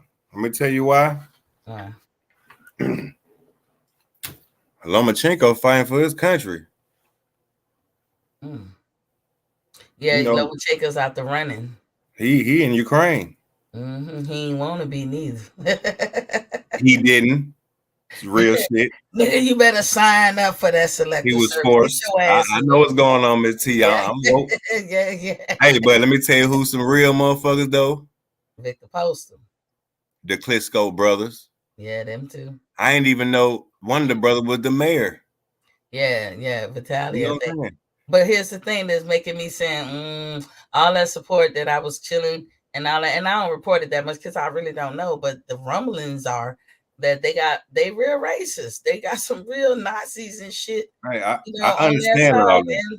And see, once you did that, I don't give a fuck what happened to you. I understand. You know that they over there, but they stood up for their country.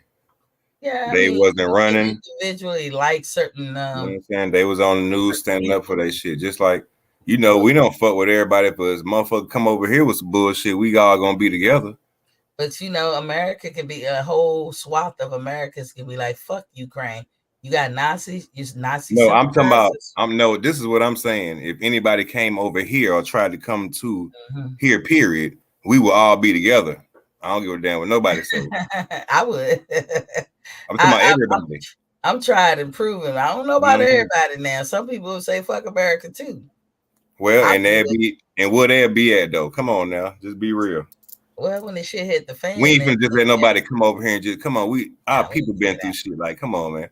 Man, look, I was in the best Navy in the world. Ain't no fucking way you coming nowhere near where we at. I'm just telling you, I know what the Navy could do, and I know what other countries can do, and I'm telling you, ain't no competition.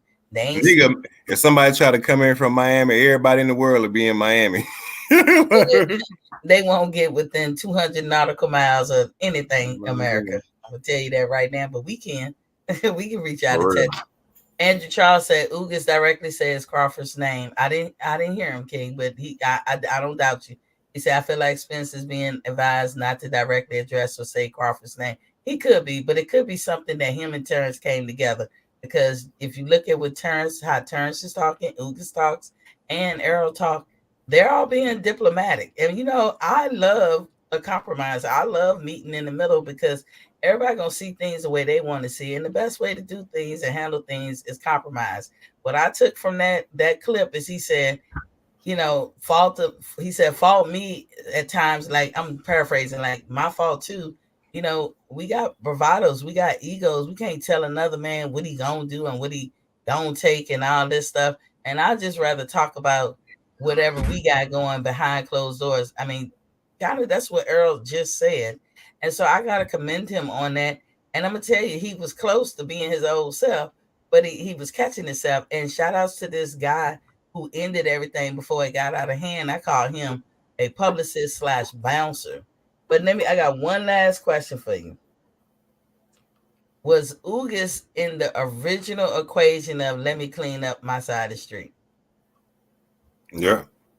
He was.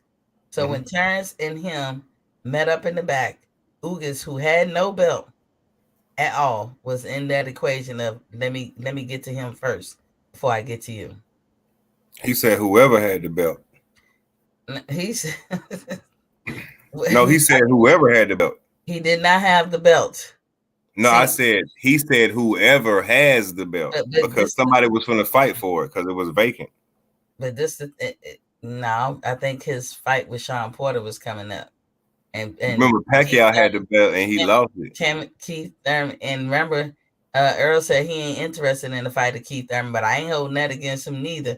And Pacquiao won the belt off of Keith after, I think it was after Sean Porter, or Pacquiao won the belt, but then he lost it, and then Ugas got it. He was stripped of it for inactivity for 2 years. Ugas got it. But that's what I'm trying to say. When at the time when they had that meeting, if we're honest, Ugas was not a part of that equation. That's all I was saying.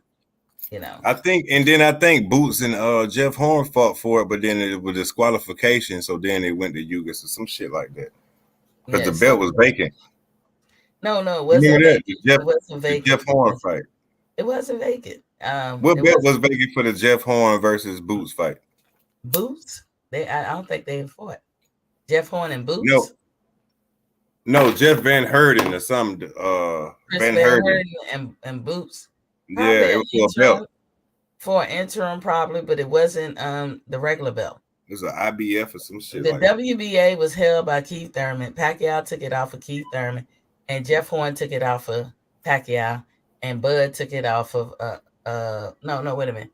Pacquiao had he won the Keith Thurman WBA belt.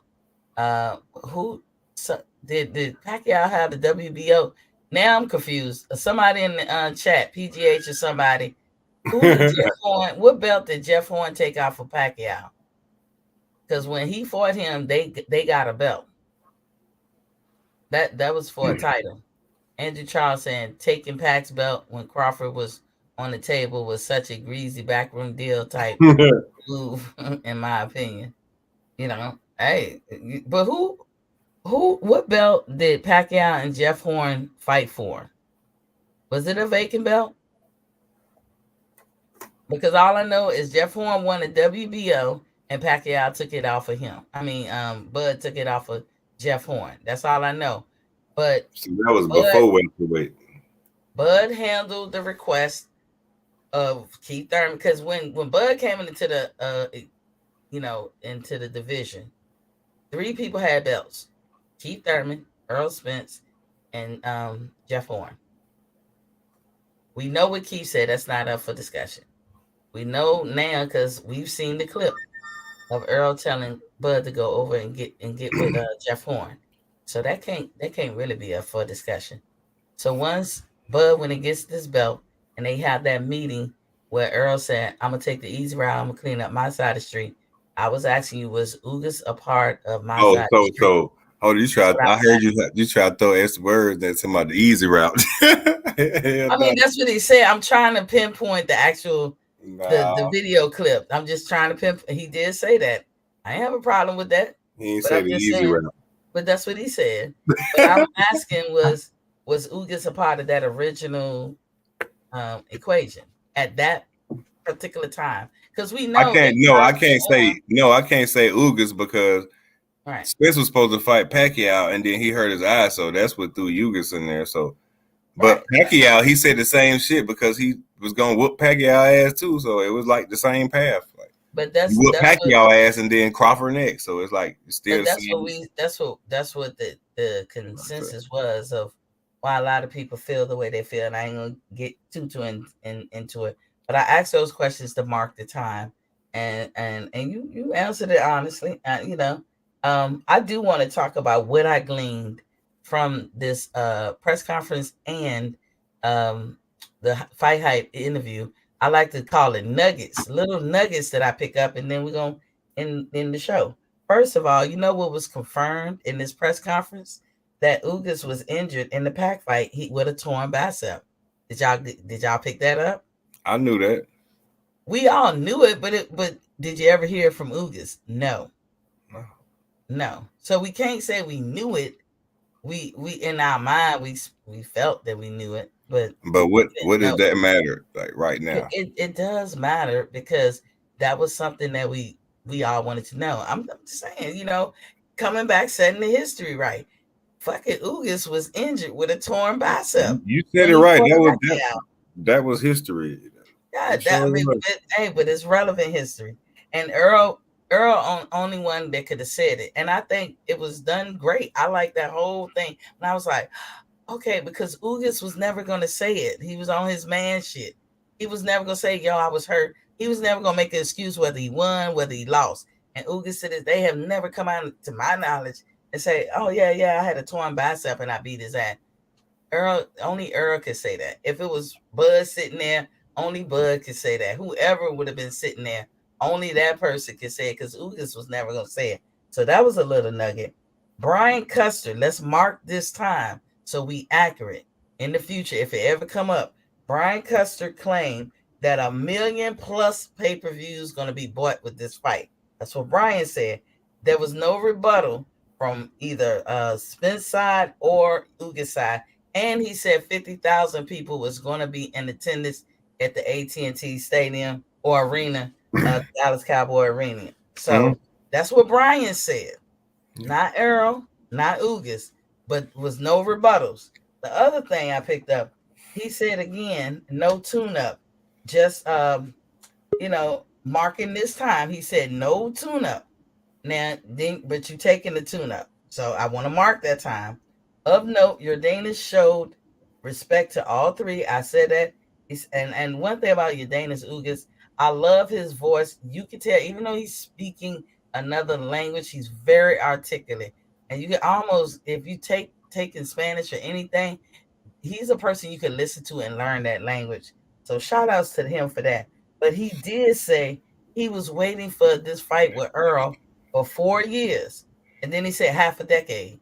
And then he said 2 years since the accident. He been wanting Earl to be so healthy so he can get this fight. So that's something I picked up. Well, shout out to Yordenis Ugas. After this fight, Miss T done put you on. You can teach how to talk sexy in Spanish. You know what I'm saying? Because that's the only thing that's going to happen after this fight over.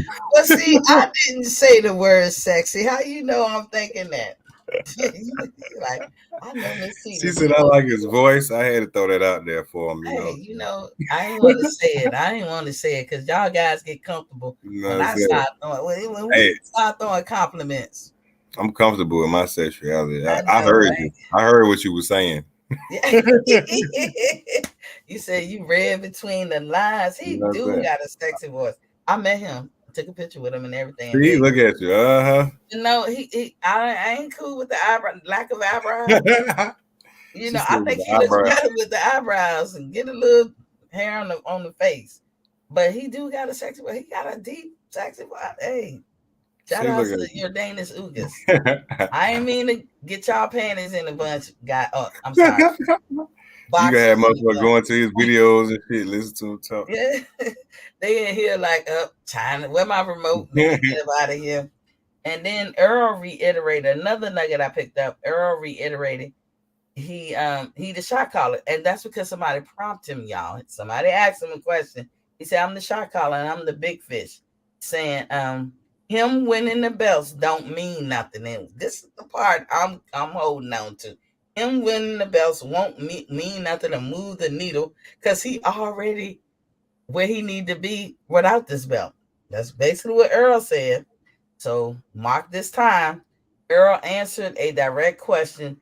We will see. The ref referencing his shirt strap season. Because the dude asked him, if all goes well, will you face Bud? And the dude said his name, Bud, at the end of this year. And he said, we will see. Well, if you're going for undisputed, that's not that's why I say it's a departure. I want y'all to notice that. I want y'all Spence fans to notice that. I'm not mad at it. I just want y'all to keep the same energy like I'm doing when it comes to Bud. But I know that ain't gonna happen. So, and then the other thing I gleaned, I got two more things that I gleaned. Ugas looks swole as a motherfucker on this damn, and he was wearing black. So when you said that Earl gonna do, I mean, when they stood up to do the face off, I was like, God damn, he looks swole as hell. Yeah. And then the last thing I gleaned was Earl was really trying to watch what he said, and I commend Earl Spence. See, I can say something nice about Earl. I commend him for watching what he said.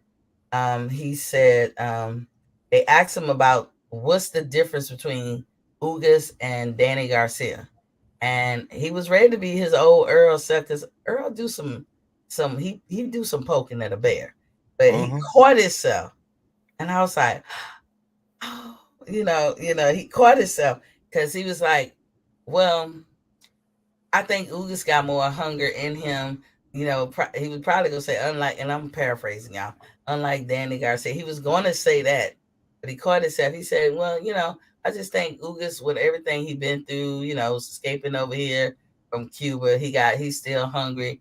And, you know, Danny's at a position when he caught himself. Danny's at a position where he can go right off into the sunset and he'll be okay. He didn't say he was going to be a Hall of Famer, but kind of like you can finish that sentence, ... But Earl caught himself. Earl, I saw you. I saw you. I seen you. But I'm proud of you. I'm proud of you on that moment.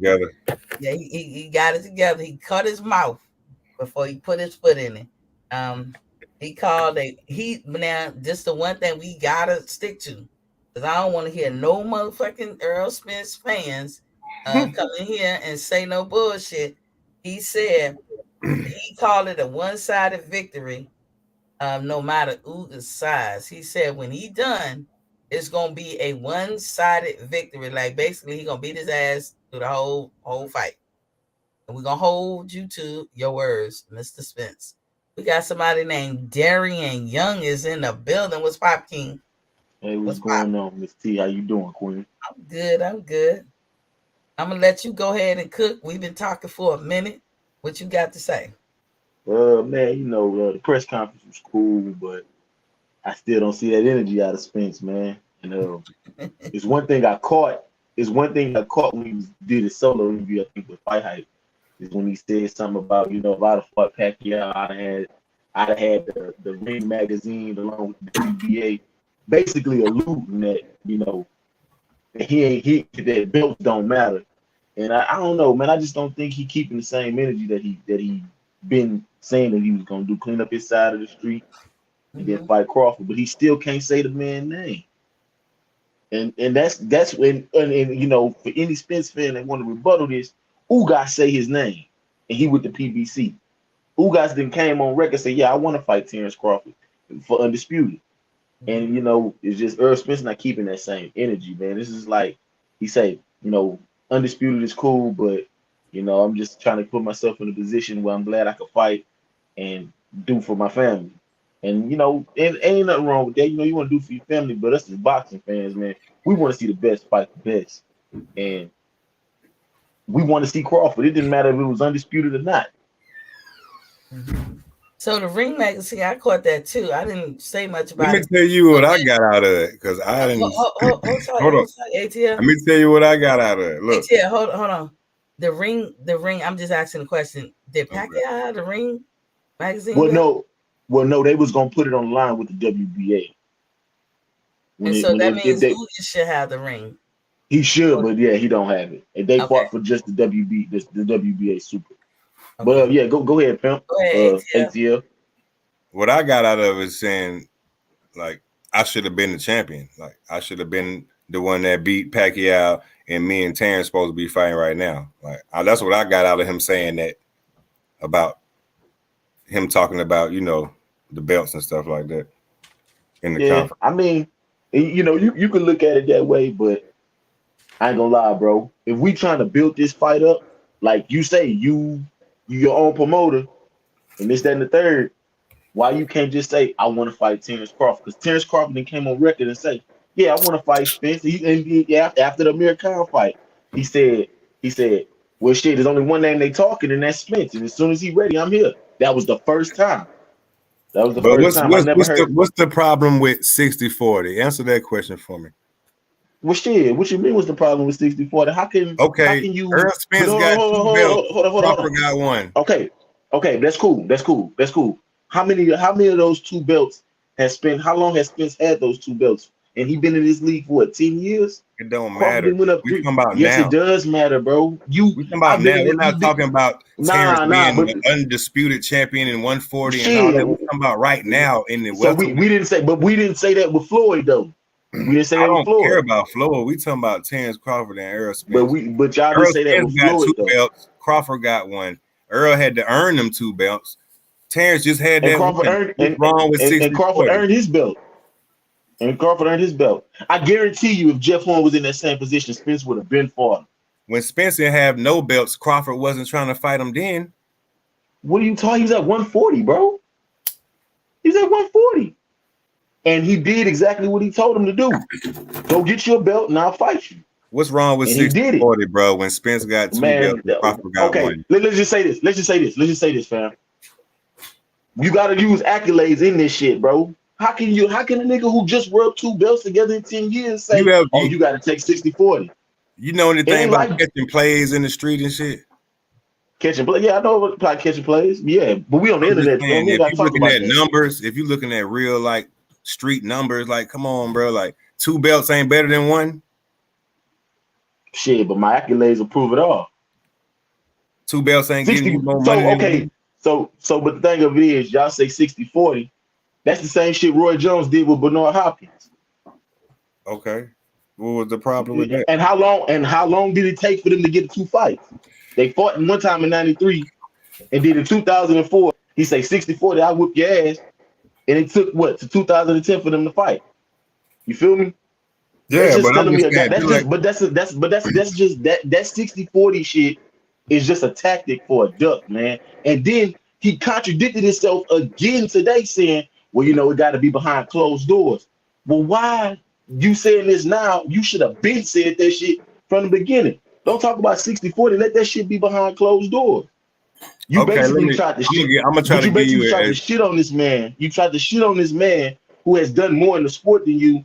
But instead of being like, hey, look, I got this, I got that, you got this, you got that, we can come to a mutual agreement. I'm gonna ask you a question like I asked Miss T earlier, just on some real shit, not just analyze some shit. Like, I don't even know you, right? But say motherfuckers seen us on here talking our shit, and they be like, oh, they beefing. We gonna offer somebody 60-40 a fight. We don't even know each other, but me being where I'm from, you probably being where you from, I don't give a damn, nigga. I'll take the 40. You can have the 60, nigga, but we gonna see each other because I want this check. It ain't gonna be. I feel you, Big G. But let me tell you, if you say you the top guy and I'm the top guy, Why should it be 60-40? Let's split this shit down the middle. It wouldn't matter with me. I want to fight. Yeah, let's split this shit. Let's split this shit down the middle. Because you know why I say let's split it? You know why I say let's split it down the middle? Because I believe in my skills just as you believe in yours. So why we talking about numbers, especially in the public, bro? I understand about skills and numbers, but when it comes to belts, like you got 2 belts, I got 1. I understand the logistics. Yeah, really. If you really want to get technical, the man got 6. He is 2. Yeah, I'm talking about in the welterweight division. Like, just say if you had the 2 belts and I only had 1, and you said 60-40, I would respect that. Like, okay, yeah, I got 1 belt, you got 2. I take 60-40. Let's get this shit out the way. It shouldn't be, all the other shit and I'm this and I'm that. Right. Let's just get the shit done because that's what the fans want. And that's what I'm saying. So that basically just goes back to my point. Why did Errol Spence put that shit out in the public though? I mean, he said what he was gonna do, and he gonna do it. What you say, Miss T? Hold on one second. Let me get these chats right quick, but then you can answer. Okay.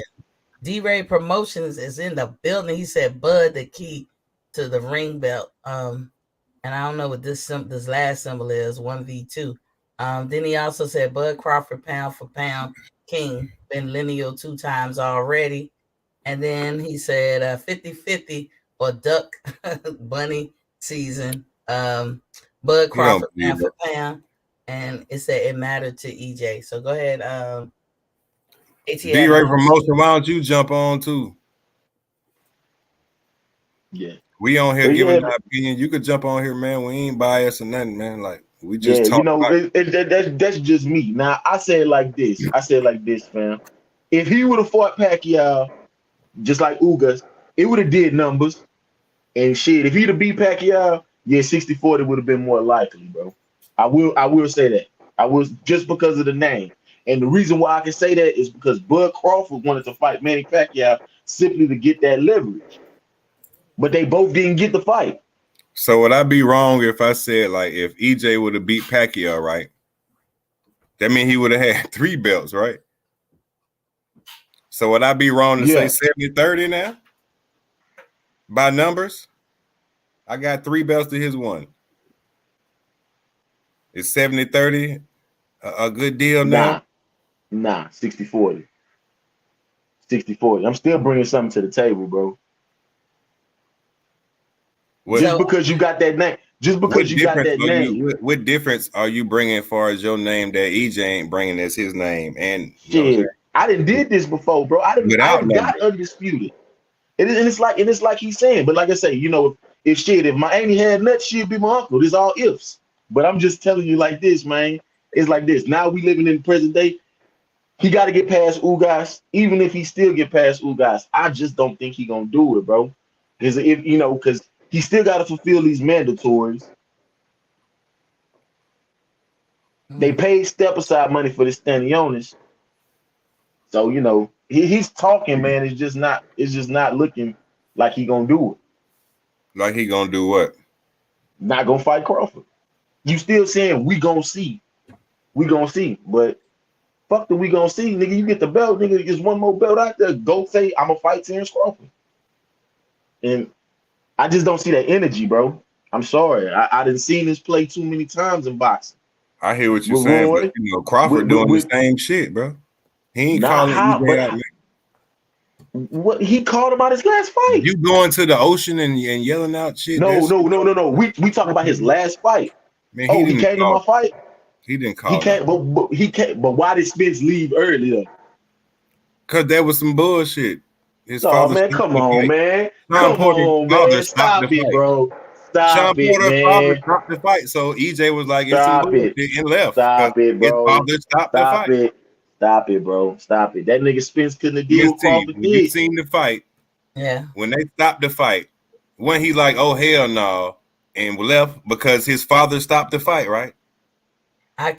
One can speculate that way, but one can speculate the other way too, if I'm being honest. So he left the fight because he didn't want to see Crawford at the end of the fight. But I'm not in his head to say exactly why he did it. You seen him get up and say, "Oh hell no!" Listen, he said Derek James was in the interview, said Oh, we told him as soon as the fight over with to leave. Everything. I thought we were talking about Earl Spence. That's what his trainer said. His trainer came out and said that. I don't doubt you play. I just didn't see it. I'm just saying I didn't see Derek You James. seen when Earl Spence said, "Oh hell no," and left, right? But what I'm saying to you, ATL, that can be interpreted different ways, and that I just have to leave it there. As far as how it can be interpreted different ways. You know? He said, "Oh hell no," like his daddy stopped the fight, which he did, and he left. But you know, he knew what was coming after. It was some bullshit. But it might have been bullshit on his daddy part. But and shit, Terrence Crawford that came to Earl Spence fight. So what's the difference? Hold on, Missy. My bad. I don't mean to cut you off.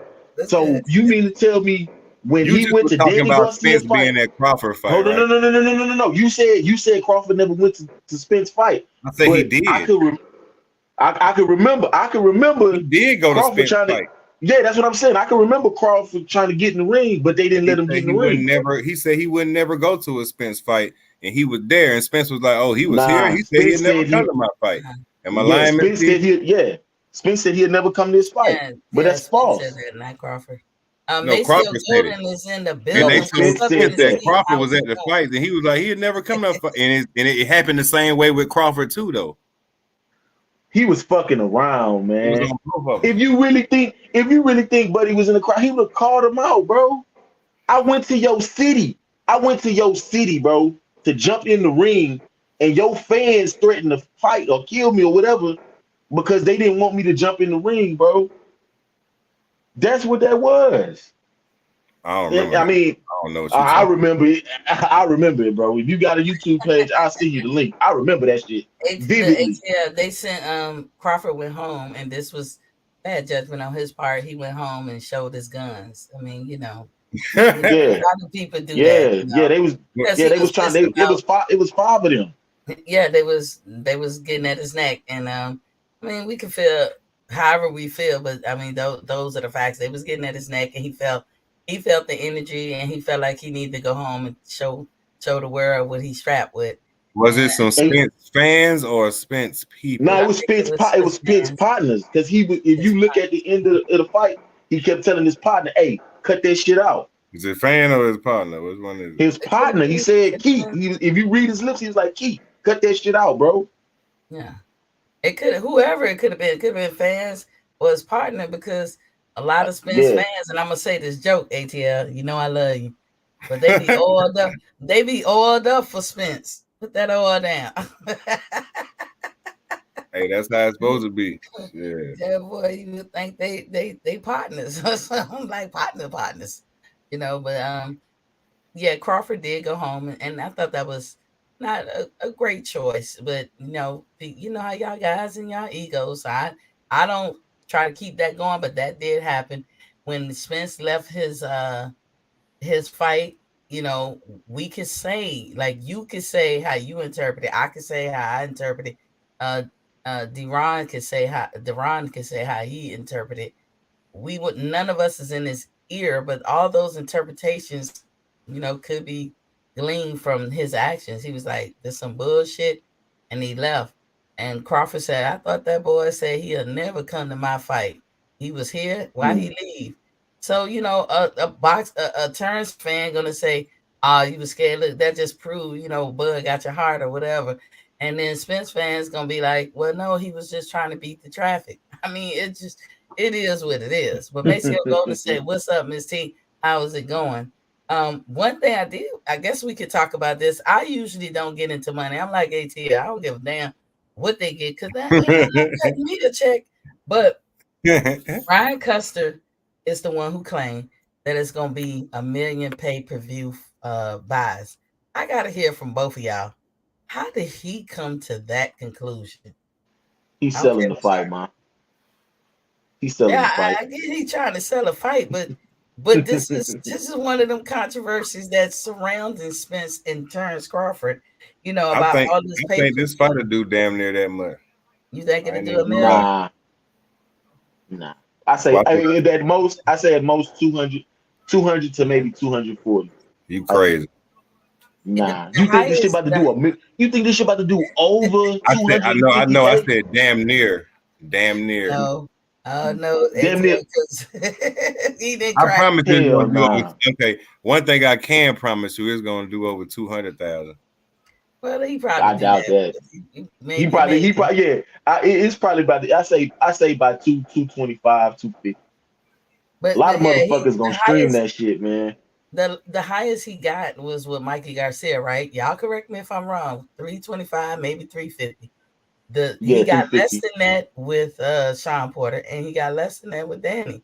He didn't go over no 350 ever. So that's a whole like 700 or 650,000 that you got to get. I thought Sean Porter was his goddamn biggest one. Nah, Mikey Garcia was. And then but that Mexican crowd in.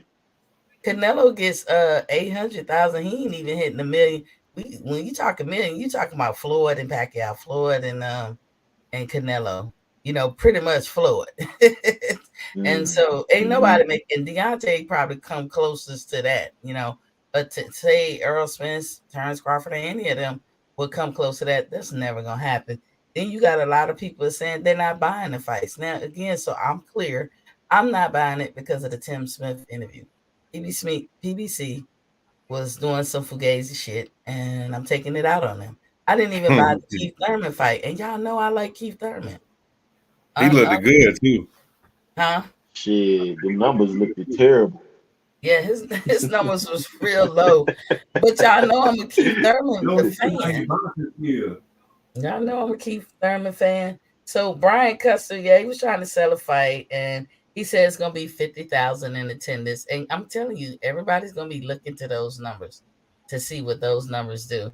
I personally don't think Earl is gonna come nowhere near a million. If he do, shout outs to him. Congratulations. That's my answer to it. If he gets a million pay-per-views. I ain't hating. If he can get them, he can get them. He won't be getting them on my dime because I'm not giving PBC shit. I'm not giving PBC shit. I also made a declarative statement that we as boxing fans got to change our narrative when we keep hearing these guys saying, I'm the boss. You ain't the boss when you spending somebody else's money. I don't care if you got your own little promotional company and shit. I don't care who you are. If you had to spend somebody else's money, you ain't the boss. No. You saying no, you don't agree, or you saying no, you agree? You're not the boss. You're right. Exactly. That's fair. Yeah, that's facts. And that will probably cut out 30% of this controversy with Earl and motherfucking Terrence, or any controversy in the future that's coming. Because the next time somebody say that shit, just tell them shut the fuck up. Shut up with all the bullshit. That we ain't I'm gonna be on here. I'm gonna be on here. Yeah, I'm talking like these reporters putting the mic in the fighter's face. Cut all that bullshit out. Stop the shit, because you spending another man's money. If that's the case, tell me how to do that, because there's a lot of y'all motherfucking pockets I want to pick. I want to run how y'all spend y'all money in y'all account. If that's the common thing to do in America, let me in. I won't in. I promise you I can be a good shopper. But yeah, thank y'all for joining and everything. We're gonna end it right there. I'm not gonna poke the bell. Deron, thank you for coming in. Please come back. Yeah, man. Yeah, for sure. Nice talking to you. Yeah, it's always a pleasure. I want y'all to stop what y'all doing for half a second, and I want y'all to go to the Mac Mob, and subscribe and check out the show. You might like it. I like it. I love it. And while you're over there, subscribe to E Thriller, the Black Picasso, and won't you subscribe to my boy ATL Unanimous Boxing? Subscribe to him. Boxing Sports, right? Yep. ATL Unanimous Boxing Sports, man. Yeah, subscribe to him. Now, see, we all had difference of opinions, and well, me and D-Ron was on the same team. Sorry, ATL, but we had difference of opinions. But it's all love, right? It's all love. All the time. Like I say, we keep this shit in context, man. It's all good. Ain't no need to call nobody out their names. We all grown. No, we don't do that. You know what I'm saying? Exactly. We ain't never had any problem ever. Exactly. We have our disagreements. We talk shit. We keep it moving, man. Yeah, man. This shit fun, man. This definitely fun. So yeah, I appreciate it, Miss T, and I'm definitely gonna be back.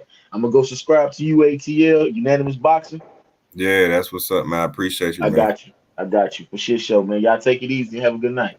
Make sure y'all hit the Mac Mob. He just coming on. That's the Mac Mob, space in between. Mob, M-O-B-B. Go hit that and subscribe to my boy B Mac. He be fire over there. And E Thriller, that's like a capital E, the number 3, ILLA, the Black Picasso. Go subscribe to that. And Bold and Understanding. Shout out to you, Bold. You was up in here. I seen you. Bold and Understanding. Go subscribe to my boy Bold and Understanding. You're gonna get some good content. They, I like them because I can relate. I can relate to them. We all have who we like, but we are open to anyone. You know what I'm saying? So make sure y'all go subscribe. ATL, don't be a stranger. And how your channel working out, like with your green screen and all that? What you gonna do? I ain't had a chance to really do nothing yet, but I'm gonna do something in a minute, man. I gotta do something different anyway, because I've been slacking. So I still do, every boxing event and shit, but Yeah. Just little tweaks. You can email me at any time. I know you say you like this. I got this in gold, by the way. What I want to do is shrink it, because if I put it up right now, it's gonna cut off half the screen. So I got to make it smaller. I'm not that great with computers, but then I want to make a collage. But when I say that goal is popping, you know what I'm saying? And I can tell you how to get those things and all that. It's real simple. I didn't have to do work. I can tell you where to go exactly to get somebody to do that for you. And it's for the free. So you can't be free. And just get your green screen with your fabric. I wish I could show you. I got one, but I just ain't even put the time to even put it up. I ain't embarrassed. Let me show you. She said I ain't embarrassed. Let me see. Y'all see that? Okay, yeah. I see this is it. a real green screen that I pulled out the canister down the bottom. That is fabric. You got it cornered. I see it. Yeah. See? Fabric. You see how wrinkled it is? But then when I do this, just to show y'all, and so that's how simple it is. I had to be creative now. Home economics. Okay. Hey, you did it though. And you have to have good lighting. So remember that, And I know you want to have that. That's how I was going. You know what I'm saying? I'm gonna get it together. I know you will, King. But thank y'all for joining in. And remember to like, share, and subscribe if you haven't already. And why don't you leave a comment if you're going to watch me in replay? Because I noticed we had a lot more people that watch me in replay. Go on and leave a comment, because I would love feedback. And all that. And I would too. You know what I'm saying? Appreciate y'all, man. Appreciate you, Miss T, for having me on all the time. Look, D-Ray, subscribe to you. And I appreciate that, D-Ray. Appreciate it. That's what we do. Even if we don't look at the shows, help a brother out. Support, you know what I'm saying? Help a sister out.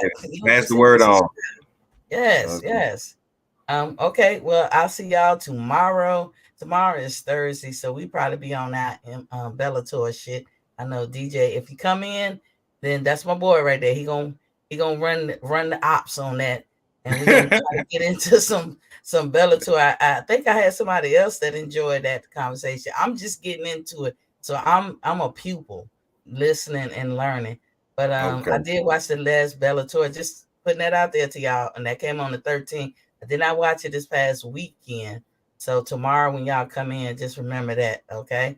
So thank y'all for coming in, and peace. I'll see y'all tomorrow. I'll let y'all.